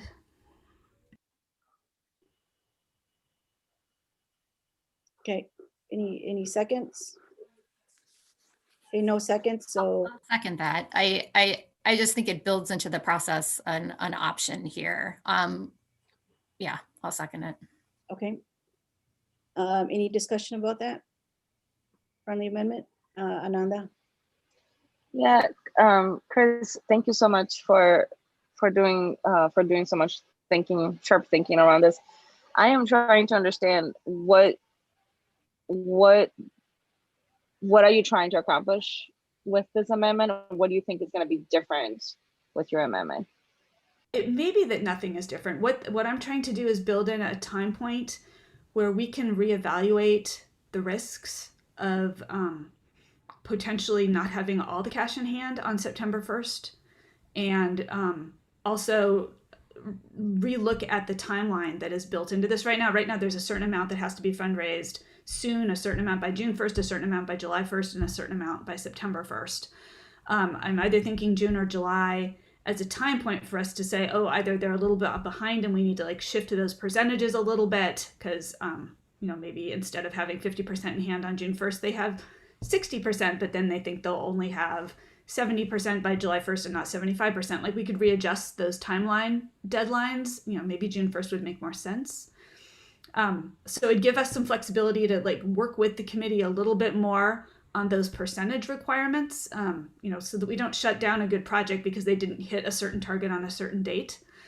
And if it looked like they were really close but didn't quite have all the cash in hand, it would give us the option to discuss, do we move forward with this risk? Like if it's a $25,000 risk, could MMSD take that on as opposed to like an $8 million risk, which we clearly cannot. So that's what I'm trying to do, is just build in a little bit more flexibility for us as a decision-making body to rethink the risks involved with this, particularly with the timeline, and the targets that are set out in the plan. Okay. All right. Ananda, did you get your question? I'm just not sure, and Kelly, maybe help me, like logistically, what does that mean for a potential vote today? Like how would that look like? So I think I would just recommend Gloria would, if Chris's amendment passes, then by nature of Robert's rules, she would put it into the motion, and Barb can jump in and correct me, but Gloria would add it to the motion. So I would just add an extra bullet into the motion, which would be Chris's passed amendment. So I think that's how the vote process would work. But Barb or Sherry can correct me on that. As far as our work together, we would move forward, continuing to work with the fundraising team, assisting along the way and evaluating their progress, bringing you an update, what I'm hearing from Chris prior to July 1. And we can decide when that best time is based on, I think, the progress of the fundraising campaign itself. And we would kind of revisit this conversation then I think is what we would do. I want to remind everyone that there's 3 more proposals coming forward to you in February. So I would suspect you'll need to revisit this kind of flexibility for all proposals unless there's a reason why one should be left out of this kind of consideration. So you'll likely be seeing 4 proposals again with this type of motion. Okay, thank you, Kelly. Julia, you had your, where did Julia go? Yeah, she said. I had my thing up. I was just gonna again ask Kelly if Chris's amendment would avoid the risk as of now, but it sounds like the answer is yes. Yeah, the way I'm hearing Chris's motion is that it doesn't affect anything right now. The motion we have written right now stands, but Chris just wants the opportunity to revisit based on the progress. So I don't see any new risk with Chris's motion in place. It's just time on the board's calendar. Right. Yeah. I made a teeny change to the wording based on what Kelly just said. Do I need to reread the friendly amendment? Can you hold off, Chris? Yeah, totally. Christina, did you have something? No, it's not on the amendment. I just wanted to verify that 13 million is the accurate number, and the motion also says September 6th. So I just wanted to verify the dates and verify, because it sounded like Chad said that number may move. Yep. So we intentionally wrote in the motion up to 13 million in donations, such that if they were to fundraise 12.5 million, we didn't have to kind of come back to the board for additional approval. So it was up to intentionally with all the flexibility needed underneath it. We also wrote September 6th because we wanted to make sure there was a board meeting close to or after the deadline. So we picked the 6th knowing that it would give us a Monday if we needed it. Great, thanks for that clarification. So, and I just want us to consider, whether it be today or whether it be July, will anything change? Like, we got a board policy on this. I mean, will anything, I just don't want to postpone making a decision just for the fact of making a decision and knowing where we are with their fundraising deadline. Like, will anything change? And if you think it will change based on whether they come out short in July or they're not going to meet their deadline, I mean, what will change? And so that's what I want you all to consider here today.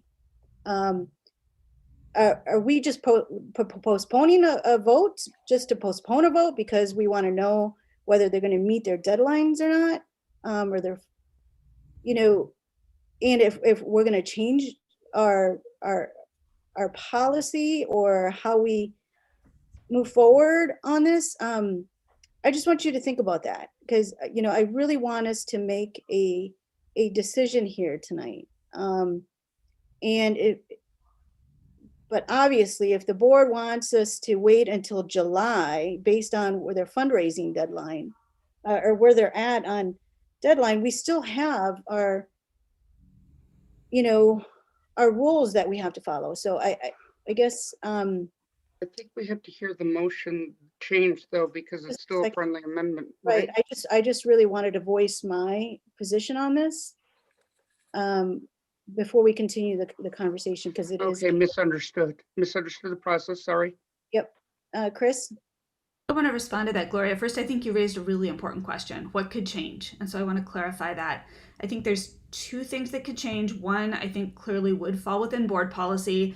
And that is if the committee looks like they're, in line to meet their September 6th deadline, but maybe needs some flexibility in those interim fundraising time points, we could provide that flexibility. Like if they needed to shift a 75 to a 70 or a 75 to an 80, we could do that by revisiting this midpoint. So it would just be giving them a little more flexibility to meet their goals, in a way that's not super rigid if it still looks like they're going to succeed. So it's giving them a little more flexibility.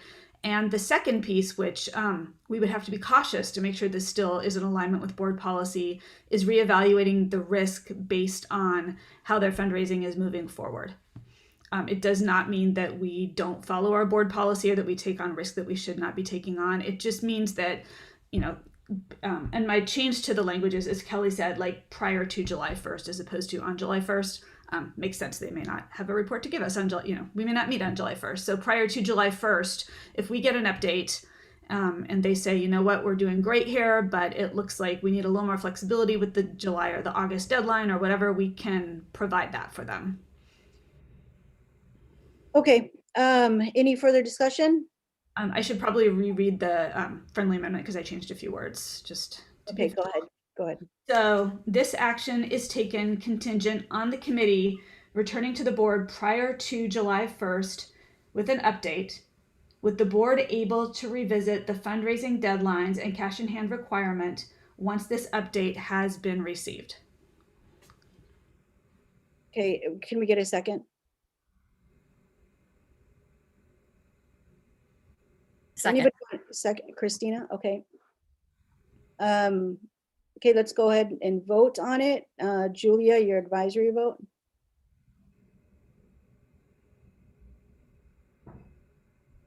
Julia, Aye. Can you hear me? I can hear you. What was it? Aye. Aye, okay. All those in favor with a show of hands, say aye. Okay, any opposed? Okay, motion, Savion, I don't know where you're at. I'm going to abstain. Okay. Motion fails for, is it 4-2 and 1 abstention? Savion. Okay, now we'll go back to the original motion. We had a second, I read the motion, we had a second. Any further discussion on the original motion? Okay, Julia, your advisory vote?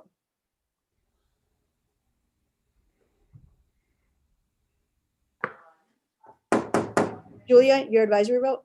Can you hear me? Sorry. Nay. Nay, okay. All those in favor, show of hands? Okay, any opposed? Okay, motion passes 7-0. All right, thank you. Congratulations. Good luck. Thanks for your time tonight. Thank you, Brady, for coming. No problem. Nice. Brady, you have to tell them they can get your music on iTunes, right? Oh yeah, you can get our music on iTunes. Our band name is You Got the Message. You got the message? Okay. Yeah. Check us out. All right. Congratulations, Brady. Thank you. Congrats, Very Brady. much. Thank you so much. I'll check it out. Watch for Brady on the Grammys. I don't doubt it. Definitely. Thank you all for coming. Thank you. Take care. We've come a long way since SoundCloud.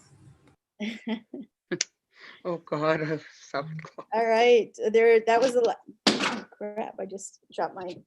Nice job, Matt. Made us proud. You made Bruce proud tonight too, and Carolyn Taylor. Thank You you. look Thank like you. Thank that you. principal. Nice job. Thank you. It's exciting. I'm very excited about this. Yeah. Really exciting. You can do it. We got it. Oh yeah. Yeah. We got it. And then my daughter will be able to take advantage of it too once we get back into school. Perfect. All right. Can I get a motion to adjourn? So moved. Okay, Nikki. A second. Another second.